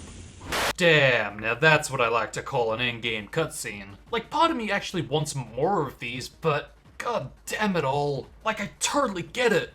And I have to restrain myself really badly here. because we don't want to overdo it, you know? Man, where to start? There is just so much incredible content that's been implemented here. The whole gimmick where he goes, oh, this lamppost, maybe I can swing off of it. Like, this is literally something that I wanted to appear in Sonic Next. The promotional camera at the start of the Mark Speed section, usage of the grind step, the thank you speed to the jump panels and springs, in general the unused line usage, the unused truck. The only thing that I could see that could make this better is if Shadow actually got swept up into the tornado and Sonic actually had to go do something about it to help him. Shadow was swept up into the tornado. I've got to help him. Hang on, Shadow. I've got to help him. Shadow! Can you imagine? With respect, that is a much better objective than to find the database. Like, bruh. I don't even feel like I've accomplished anything once I get through the stage. And I really do mean that. Ever since I was a kid, I always used to think, but where's the database? Did we even find it? There was no indication whatsoever that we actually got to the location we were looking for. And look, I understand Section D is a scrap section, so using a recreation would be a bit, But if we are going with this Shadow being swept up path, Sonic needs to go this scrap route, and Shadow needs to continue with the retail route. At least we do have the legitimate placement left into the retail files. So forgive me, but this would be fucking heaps better. At least compared to the original objective. Because at least you actually accomplished something, and you know what you've actually accomplished. To a degree, it even explains why Knuckles says, no matter where we go, all we see are ruins. As if to say they weren't actually trying to find a database. Am I reading too far into this? I just feel like it explains an awful lot, because if it is true that there is an alternate ending, it would explain why Sonic and gang do not question Shadow or Rouge even about Mephiles. Or to put it in Knuckles' words again, that guy that just looked just like Shadow! And given the original opening cutscene how Silver was actually looking for Sonic in Crisis City, again it all comes back down to this cutscene, how things probably were different. It definitely is one of the most interesting cutscenes given how much changed around this time period. At least for other campaigns, but anyway, back onto Pier 6. Okay, so to talk about the snowboard gameplay, I get that it can be argued that it's really realistic, but boy is it dangerously close to Sage 2018 physics, and I even tried to give him a bit of a heads up on this. Aside from that, my main issues are to do with speed. Like, come on, this is good, don't get me wrong, but I want a bit of speed, that's all. And with the lack of rotation interpolation, it just comes across as incomplete. As for grind stepping, man, I don't know how to approach this one. I absolutely love the custom animation to switch to the left or right adjacent rail, which of course includes other characters. But god damn it. To move to an adjacent rail, jump while using the left stick. The description is very obviously in the game's files, just unused. And as most of you have probably already seen from the Sage 2018 demo, tilting left and right animations were actually a thing. And Pier 6 implemented them on point. If the concern is that Sonic is the only character who has the tilting left and right animations, and the hassle is to do custom animations for the other characters to tilt left and right, whatever happened to using the Unity's animator to create custom animations for the tilting left and right, just like you did with the animation as well? What a bore. I get that it's trying to mimic the previous games, but I think the thing that really just hurts me is that this wasn't even implemented just to put it in gameplay, since 06 would have done it this way.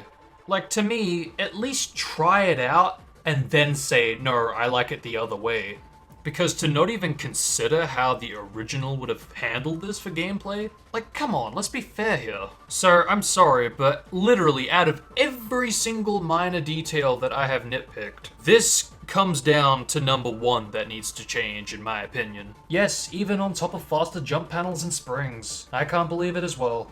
Sir, at the least, please consider it. I do not mind one bit if it gets added as an option where you can switch between the heroes and Shadow grind switching.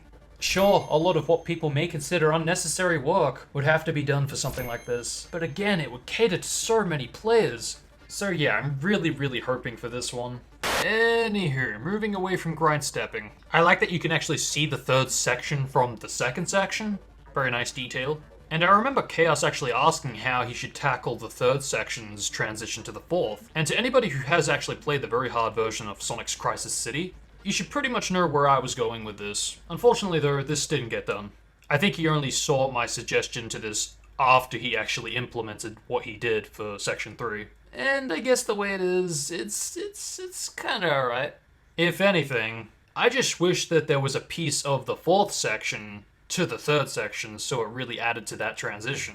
Now, compared to beta testing, these specific obstacles have improved quite a lot, which confirms that Chaos does have the ability to change the duration of how long you are in an obstacle. So with that knowledge in mind, please change these obstacles. If you input on the frame that you interact with an obstacle, you can clip through it. Intentional or not, it really doesn't matter. It can happen is the point. And believe me, it's not a good feeling when you're going for that S rank and then all of a sudden you realize, oh snap, I'm falling to my doom because reasons. I really like that if you go too slow in the mark speed section, you do actually get swept up. And yeah, let's go! That's what I was saying. That's just beautiful. Thank you. Literally what Sonic Next could have done. It's times like these where I really have to remind myself that even me, Firesu, the director of Project Sonic Next, actually played Project 06. Only minor thing that I still about, and this kind of falls under the same nitpickiness that I had with Kingdom Valley's 4th section where you land on the water. It's kinda silly that he just purses and there's a fucking tornado right behind him. And it's worse now because the tornado does actually do damage, so it's just like, oh, he's just gonna purse that and oh, everything's fine. Originally, I was thinking maybe the container could actually collide with the truck, causing a massive explosion, enough to cause the tornado to die off. But given the fact the container was actually holding a bunch of pipes in the original, this idea kinda gets thrown out the window. Still, maybe there could be an explosion or some visual to explain the tornado dying off. Or you could just have it die off. Whichever works. Interesting how you can lock onto the rails over springs and enemies. Now, I don't exactly know what's going on with PR6's take on this, but I do know that in retail, locking onto the spring and enemies takes priority over the rails. But unfortunately, it doesn't stop there. A little too often when I lock onto the rail, for some bizarre reason, I end up facing backwards when majority of the time, I'm facing forward. So yeah, something honestly does need to change there. From the course of beta testing to this final version, I haven't really encountered anything I would consider game-breaking. Well, that's if you don't include inputting literally on the frame you interact with jump panels or springs, or jumping on sphere-like objects and somehow running under it and not falling off of it, which is also a thing in other stages. Anyhow, finally, the semi-unused startup camera. I get why this was taken out, but if this is implemented for just the grinding at the start where you don't have control, I really do feel like this could work. Really hoping to see this in an update. Moving on. I'm just gonna quickly get this minor thing out the way. The only nitpicky minor detail that I would like to see in the future is for there to perhaps be an animation for when you would interact with, say, plants, or even grass. It's the one nitpicky thing that I have that really just would complete the stage if it were present. But aside from that, I wanna cry, man. Like White Acropolis, this is one of the very few stages that I actually was really looking forward to seeing. And rightfully so, cause oh my god. It's everything I hoped for. And more. Like for reals, this is just... I really did get emotional on my first playthrough. Just to how surreal it looks. Everything. From the green shield, the waterfall, or just in general, yet again, the visuals. Do I even need to mention the progression to the rain setting? Like that alone is already wow. How about the grind step usage? Or how about things like the loop-de-loop fix? For once I can finally interact with the loop without fail. There's just so much here that didn't need to be done, but was done anyway. If there somehow were people out there that didn't truly understand how dedicated Chaos was to fixing 06, I think now people get a good grasp of how dedicated this guy is. Chaos X is no longer some troublesome Unity game maker anymore. He even took down Sonic Next with a single demo. Spare us your words of warning. They are wasted on us. Sonic Next has online capabilities and has been ported to Android. Well, I guess that is true. Soon, very soon, all of our goals will be achieved. When that happens, everything will be restored to its rightful place. The true power of Sonic 2006. It belongs to him, Yuji Naka!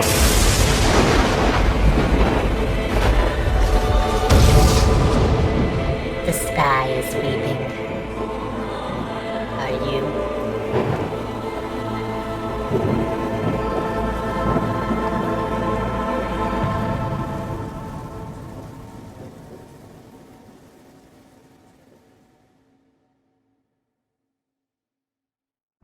base.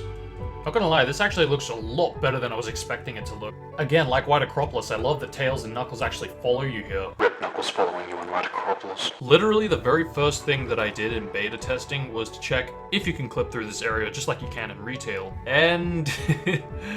woo! Fortunately, a patch was made, so that's good. It feels so weird to just naturally go through the stage the proper way, because too often in retail I would just clip out of bounds and take the speedrunning shortcuts. Even if I didn't have gems, I'd still find a way to clip out. So yeah, bit of a strange replay through. Also, I still think you can get a better transition. As for section 2, holy crap, what a gold mine. How about those glass windows? Seriously, how about these glass windows? Like, the transparency twist to it is just... wow, beautiful. Not really a fan of there being a bit of a collision block though, especially since the original didn't do this. How about the unused alarm? I actually put this into the game a while ago, just to see all the unused objects in gameplay, but I never understood what it exactly was. So seeing it here, fully working, using the unused sounds, not only is it amazing to have all of these unused elements used, but it just amazes me just how natural stuff like this looks. I said it before, but being able to screwdriver out of a glide, and vice versa, like a jigsaw, it just completes his gameplay for me. Though I'm not sure why in previous beta testing builds, his glide that can do damage to enemies could do damage to the magnets, but now can't.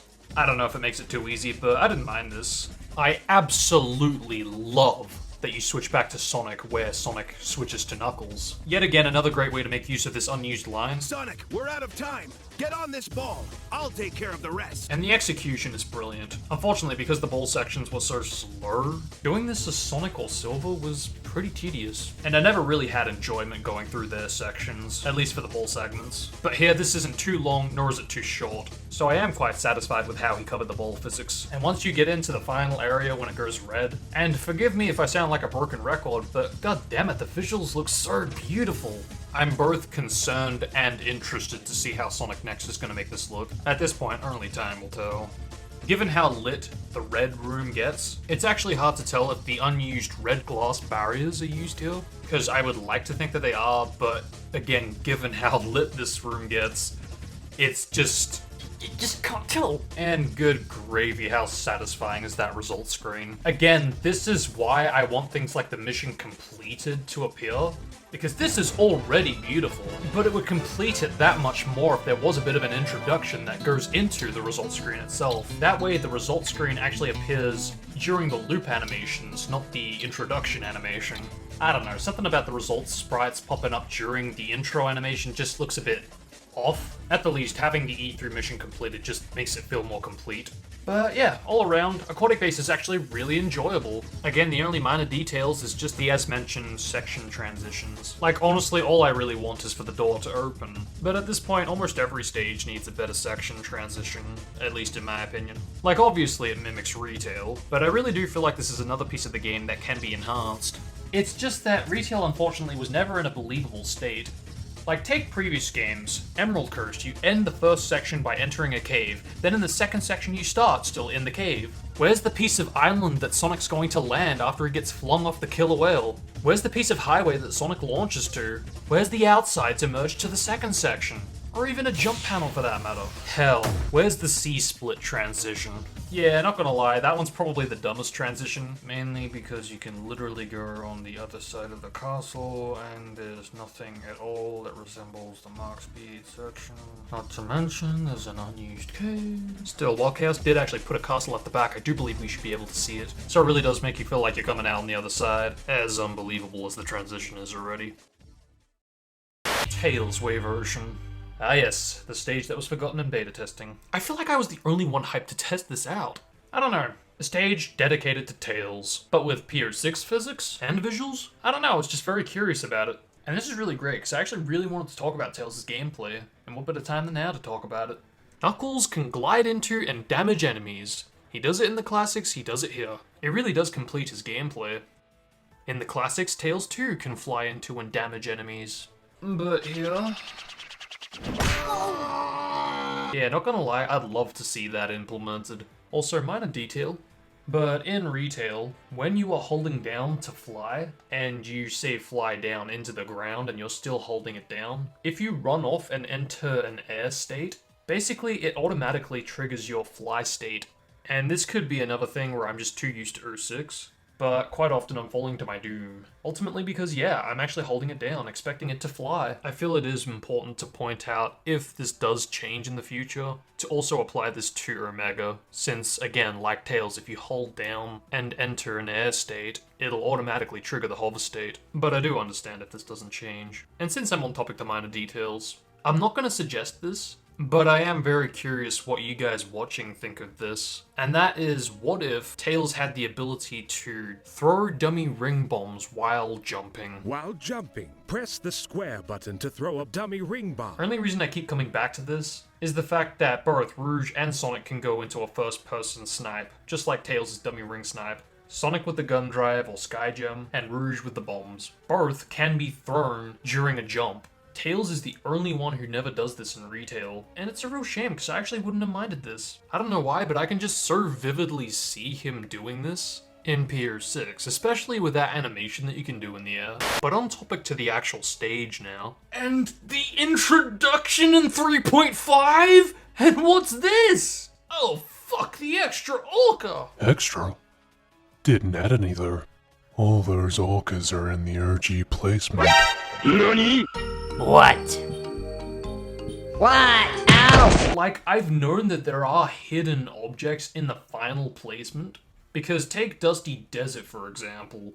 Some of you guys may have noticed that there's spikes in this area for both Unity projects. Well, that's because it's actually in the final placement, but for some unknown reason it doesn't load in. This is the exact same.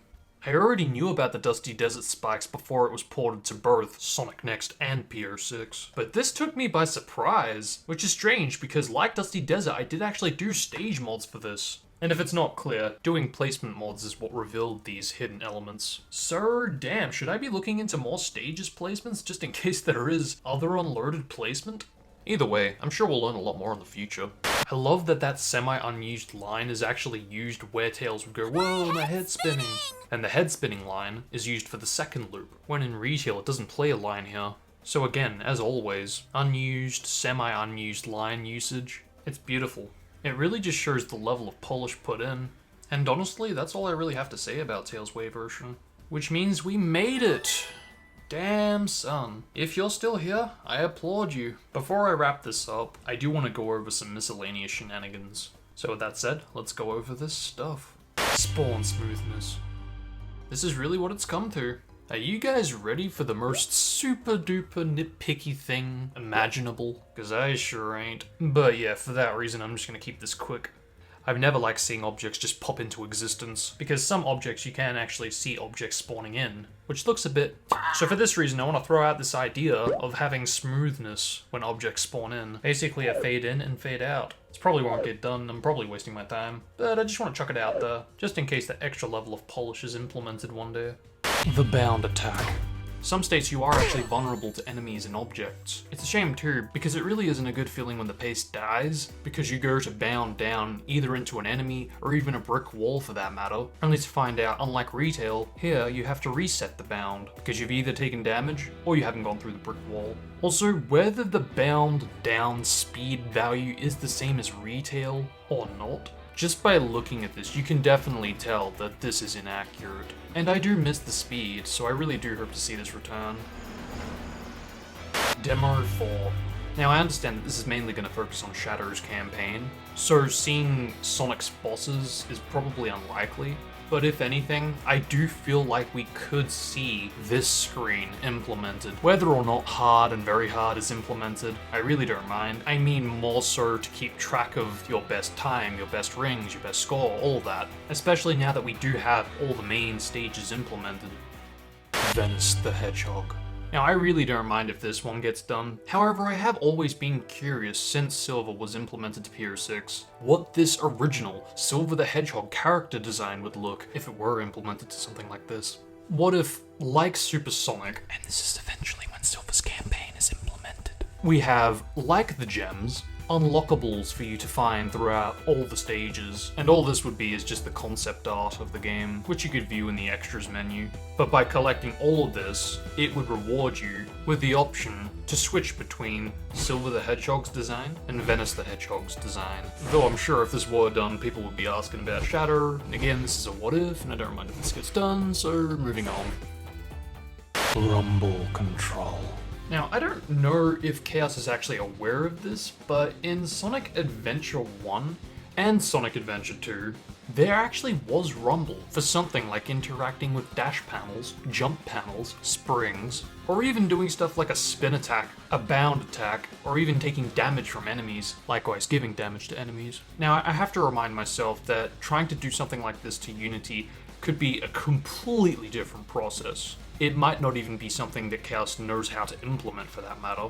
But I've always admired and respected games that have had the rumble option. Again, it's a minor detail, but if this can be looked into, that would mean a lot. It's one of those stupid minor details that's so small and insignificant, but at the same time, it's one of those small elements that people take notice of. You know, a small detail here and a little detail there. Before you know it, the whole game's one beautiful, polished masterpiece. And please remember, everything that I point out or pitch is stuff that I don't expect to change immediately. This is still a very slow process, and for that reason, I'm totally down if a lot of things that I mention, if not most things I mention, aren't implemented for the next couple of demos or so.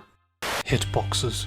As I briefly mentioned in Dusty Desert, because the hitboxes of some objects aren't accurate to retail, I'm questioning if by leaving this, if this will potentially mess up other object layouts for future stages. Because yeah, fortunately these first two dash panels for the loop were moved, so if you light dash into these rings, you will run right into these dash panels. Great! But as mentioned, because the hitbox isn't the same as retail, you can quite easily miss the next two dash panels on the same loop. So yeah, what's to say that this won't happen for future stages? So unless it's cool to move the dash panels for every stage that it might mess up, I do recommend making the hitbox bigger. And it's not just dash panels, to be clear. So far from what I've noticed, common switches, Kingdom Valley Grindwind, and rings aren't accurate to the retail scaling. Even gems, which I feel should change in the future. Hell, even the characters that you're playing as. Sonic with Elise, for example, the shield does need to be a bit bigger. I can literally fall onto or jump up into an enemy with the shield on, but I still take damage. So yeah, hoping something does change for this in the future.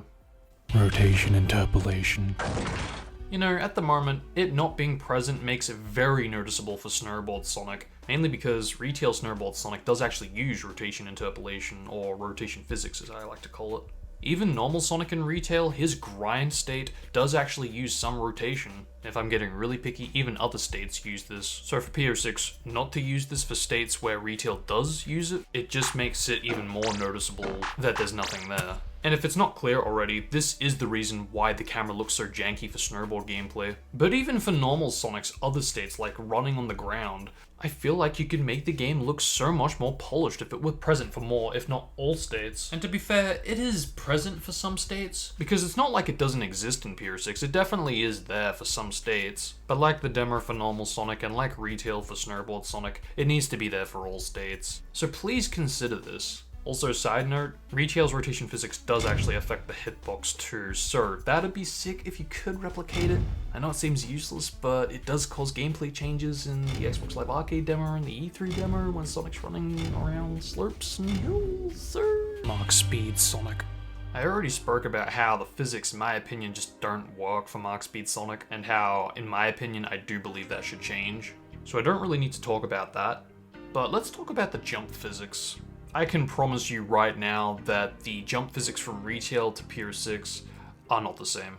I don't think this was intentional, but regardless, in my honest opinion, something really does need to change for this. I'm open to change, but honestly, this is way too easy to die. At least for this section where it relies on your jumping and landing to proceed. I said it before, but it really does force me to go slow or jump around these obstacles, which really is an awkward way of playing, I'm sorry. Even from doing something as basic as just tapping the jump button, it's still inaccurate. But let's say it's a clutch moment. You're just about to run down and die, but you just input a jump. Even if you just make it, again, because it's sloped terrain, PR6 physics kick in and, well, later logic. And you were so close to that S rank, now you have to redo everything.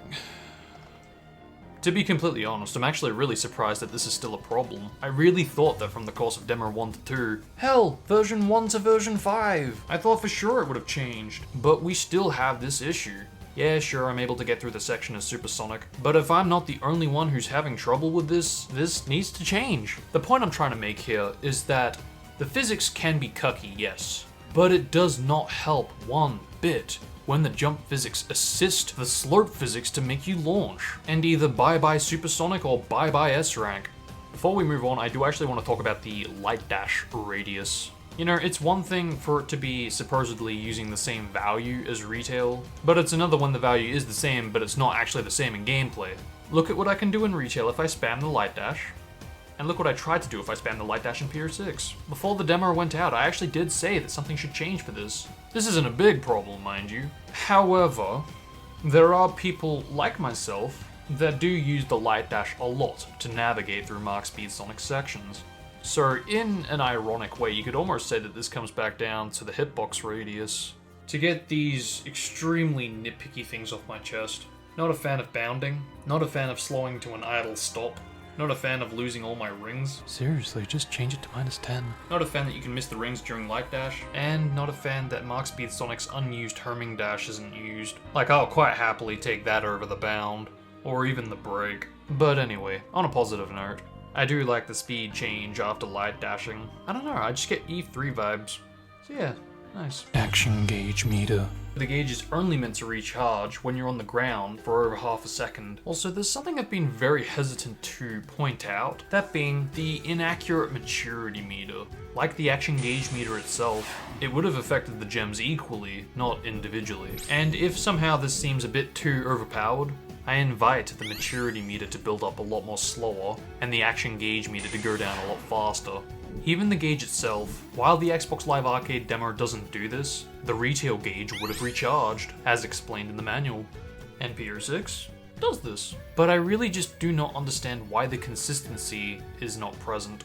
Sonic with Elise, Silver, and Sonic share the same recharge speed. PR6 Sonic, on the other hand, compared to Sonic with Elise and Silver, is a lot slower. And again, if the concern is that the gauge is going to be recharging too fast to the point that it's going to seem OP, then again, I invite the action gauge meter to go down a lot more. Oh, also, since this is partially related, I love that the Sky and Blue Gem can now do damage on the 3rd level. It's just a shame the Blue Gem isn't using that demo speed, because I'm more than open to see a more noticeable speed change the more the levels go up. The only pricky thing is I just have no idea how it would be done if it were to be implemented. Like actually, would level 1 be retail speed, level 2 would be a mix of retail and the demo, and level 3 would be the demo speed? Like, I guess doing it is one thing, but more importantly, how would it affect the other stages? Because, not gonna lie, in other stages, this Blue Gem is just flat out overpowered. I guess you could say it's up to the player whether they decide to Blue Gem or not. I don't know, maybe I'm writing it off too soon. At the least, it is good for shortcuts, how you can strategize when and where you decide to try to take a shortcut. Potential level downgrade? The trick system. I love the way it currently is. If anything, I'd love to see more. I feel like for poles, vines, and even grinding, you could score some points interacting with these obstacles. Poles, for example, the sooner you jump off, the higher the trick count will be, of course including the better message it gives you. Likewise, the longer you leave it, the lower the score and trick logger will be. Same could apply to vines. Grinding, on the other hand, I'll have to explain more in detail what I had in mind for this. But before I do, I wanted to point out the original trick system for 06 that was used for both the Xbox Live Arcade demo, the TGS 06 demo, and many review builds. I feel like if anything, this at the least could make an appearance in PR6.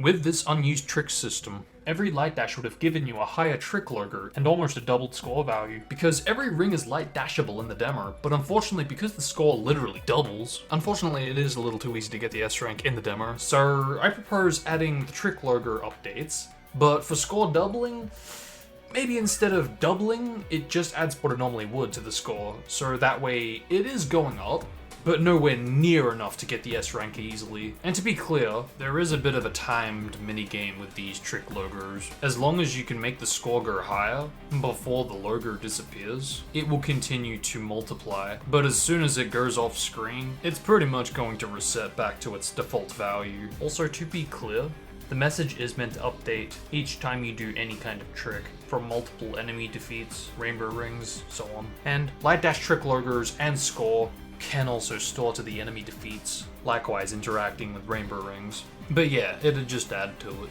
To be honest, I actually really want this one to appear one day. Now, for the grind tricks. Not really sure how to approach this one, but I'll do my best to explain it. But it's ultimately to add a balance system to grinding, just like in this game. And like I mentioned with the demo trick system, if you implement that to Rails, it adds more reason to get score from doing tricks. Because the player will have to balance while trying to trick, and if they succeed, they're ultimately rewarded with score, while speeding up to TGS-05 speeds. And even if the demo trick system isn't implemented, if this is, we're still getting something that was scrapped implemented, that being the TGS-05 grinding, while still keeping the E3 to retail grind speeds. This way it can make use of both the TGS-05 speeds, the retail speeds, and maybe even the scrapped grind particles. In all honesty, I don't feel like this sound effect would play during these speeds, but more so these speeds. However, there should be a risk. The faster you go and get to TGS-05 speed, or the longer you're on the same rail for, the more difficult it will be to balance. This time around, I do actually see the score doubling working here. Not just that, but there aren't many stages you'll be grinding on for too long. At least not long enough to get this kind of a trick system going, with these inevitable speeds anyway. Not to mention the difficulty of balancing and tricking while trying not to fail, which could lead to falling off. Well, that's assuming that your penalty would be falling off. Honestly, I am cool either way, if the penalty is either falling off, or it just prevents you from doing a trick. For what is it, a half second, full second in the original? Like the demo trick system, this is something I would absolutely love to appear, so any consideration would be appreciated. Side notes. A button homing smash, homing lock on, homing after bounding, Sonic Unleashed jump panel, and releasing grabbed enemies. Animations. The default grinding animation is actually using the TGS grind animation, or if I'm stupid and that's actually a custom animation. Either way, it just looks out of place when it tries to transition to the trick animation. It just doesn't have that sameness that the OG animations have. And while I'm on topic to animation smoothing, like, do I even need to say anything at this point? Maybe this is why the grind transition just looks so out of place. Come on. I really hope I'm not the only one here who just thinks this looks a little unpolished. Because honestly, retail has transition animations, so why can't this? Like take the anti-grav for example. In one of the very first demos of Pier 6, the anti-grav has a really smooth looking animation transition, whereas nowadays Pier 6 demos, I think even Sonic Next has transition animations, so if that is true, again, what's stopping Pier 6 from doing this? Especially when previous builds did this. It's amazing how things like the collision, the animation smoothing, the ring explosions, and other unused animations were used in previous builds, but sadly nowadays they're not used anymore. Quite interestingly, we have reached a point now where people have instructed me to point out to Chaos that he should consider adding an animation customization. All because people want to be able to play the original animations from retail, including the broken ones. To think, people actually want to step back down to the animation setup where things like the flips are unused. For chain jumps only the ball is used, or the light dash animation. Could you imagine Mark Speed Sonic's result animation not having a loop animation anymore? Just got a cold chill, man. To a freaky degree, I can see why people would want the original animations over the custom animations. Because nothing against the custom animations, it's just we want to view the animations how they were released. Like with respect, I'm not a fan of the pole launching animation, specifically the final pose he does. And this being a custom animation, if we had the option to switch between the custom animations and the retail animation sets, again, doing stuff like this would cater to everyone. We have to put ourselves in the fans' shoes, because while I really do not mind if this gets done or not, I think back to how I want the UI customization to eventually look, and really, this isn't that different. My ideal UI customization would be to have the E3 sprites, TGS-06 sprites, no sprites completely HUDless, and retail sprites, with some exceptions. And animation customization would pretty much behave the same way, having the selection between the E3 setup of animations, the TGS 5 and review build animation setup, the original or default Pier 6 animation setup, and of course the infamous retail animation setup. However, we're talking about full character animation setups compared to sprites, so this would probably not happen anytime soon, and that's assuming that Chaos would say yes to doing this. Again, it is his project. You know, I actually can picture some kind of an option being implemented in the future for animations. Of course, for things like grind switching, this animation is completely custom, there's nothing in the retail files unused, so for a state like this, it would either have to stay, or transition in the same way Sonic Next does it. And since there's nothing in the retail files unused, it's pretty clear that it would have been handled the same way Sonic Next does it. But again, that's if he says yes to doing something like this. I don't know, maybe it's pointless to talk about stuff that hasn't been implemented, that we don't even know if it will be implemented. But as a helper of Pier 6, I do feel like it is important to talk about these things. Does that look out of place, or is it just me? Oh, that's why. Yeah, it still looks out of place to me.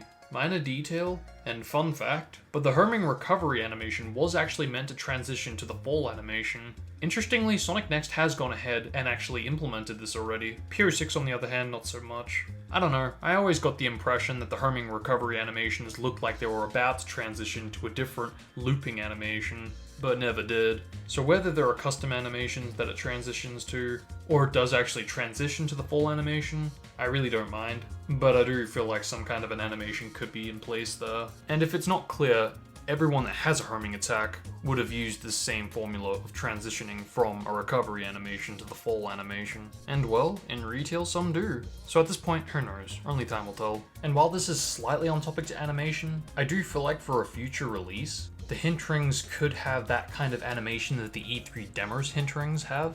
I realize it's more of a glur than an animation, but what the heck. Also, I don't know what happened to the attempts to recreate the ring shader from the tech demo, but I hope this isn't abandoned. Like, I swear, after the perfection that is the E3 Kingdom Valley lighting recreation, I am more than convinced that Chaos can achieve this. While I'm on topic to rings, am I the only one that prefers the ring explosions from the earlier demos? I don't know, they were more faithful to the original demos, and they weren't too difficult to get the rings back. Now, I barely get 5 back. As I previously pointed out, this does come back down to the hitbox, I realize. But anyway. Finally on topic to animations. Don't know what it is about the Mach Speed chain jump animation, specifically in Kingdom Valley. For the first 2 chain jumps, comparing it to the E3 demo, it's not perfectly synced, but it's close enough. However, for the last 2 chain jumps, if you compare it side by side, I'm afraid the E3 Sonic's chain jump transitions into the ball right as Pier 6 Sonic goes into the fall animation. Now, I'm perfectly down with it changing duration depending on the length of how long you're going to be in a chain jump for, especially since the final build would have done this. But I did compare the chain jumps from retail to E3 to Pier 6, where the animation would change to the next animation would have been the same length. Another minor detail, but hey, what else is new? Bonus round.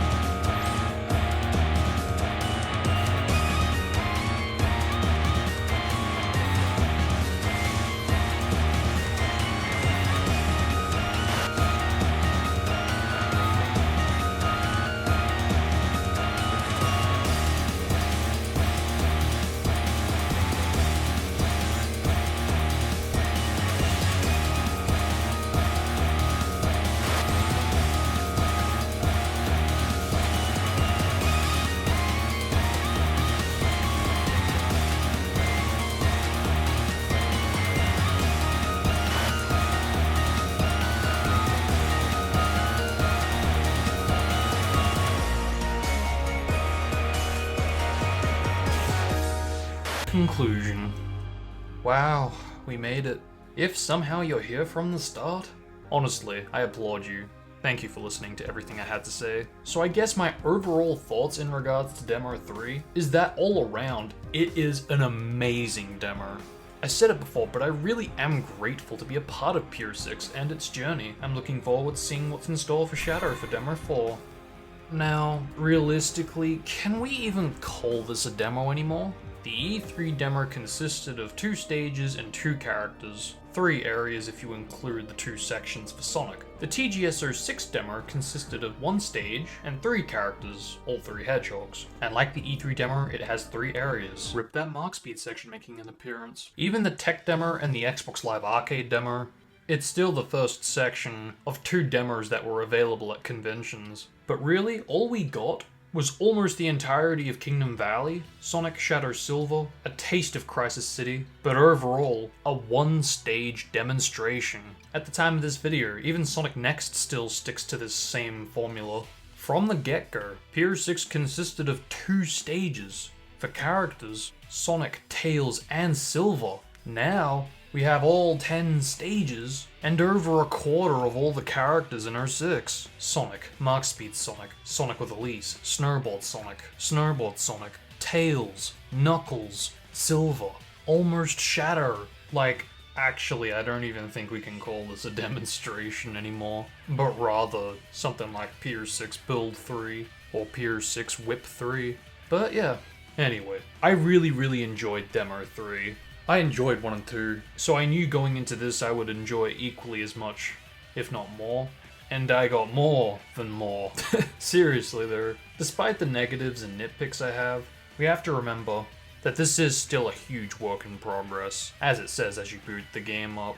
And that's another reason why I really do feel the need to address all of this, because most of this stuff really wouldn't be pointed out. But again, as someone who's a helper, and knows a thing or two about 06. Again, it's the little details that really just show the care, time, effort, dedication, patience, polish, all of this, but overall the love put into the project. I said it before, but if you're here from the start, honestly, thank you, it means a lot to me. Even if you were just interested in what I had to say about Demo 3, I appreciate your time.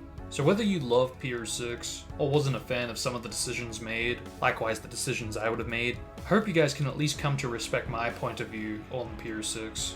As a fan, and as someone who's had birthday cakes at this game, seeing a lot of ideas that I've had from 07, seeing a lot of this come to fruition in the form of Pure 6 is truly breathtaking. I wasn't kidding when I said I got emotional playing Tropical Jungle, even if it's not in the form of a day-night cycle. I've wanted weather in 06 since 2007. And the fact that I actually didn't ask for this, but got something from my classic Volcano wish list, really did take me by surprise. I don't know, maybe that's another reason why I kept at it with the nitpicks. And it's for that reason that I have to remind myself that this is still in his vision. And this is why I want there to be more customizations, so that way it can be anyone's vision. It can be the player's vision of how they want to play 06. Because in my opinion, it really is on that pathway to becoming the best Sonic fan game out there. Or at the least, something close to it. With that all said, thank you guys for taking the time to watch this video. This definitely is a new record for longest video for me. Still not at that Clement length yet, but we're getting there. I realized Demo 1 was way overdue, but honestly, so much happened to really prevent me from getting it out on time. And then before I knew it, Demo 2 was already out. Even now, this video was meant to be done and uploaded by the time Demo 3 actually released. I've been recording commentary for Demo 3's review for months now. In any case, I apologize for the wait. It's up now, and I'm glad to have talked about the trilogy of demos of Project 06. So with that, thanks again guys. Have a good one, stay safe, and I'll see you all next time. Peace out.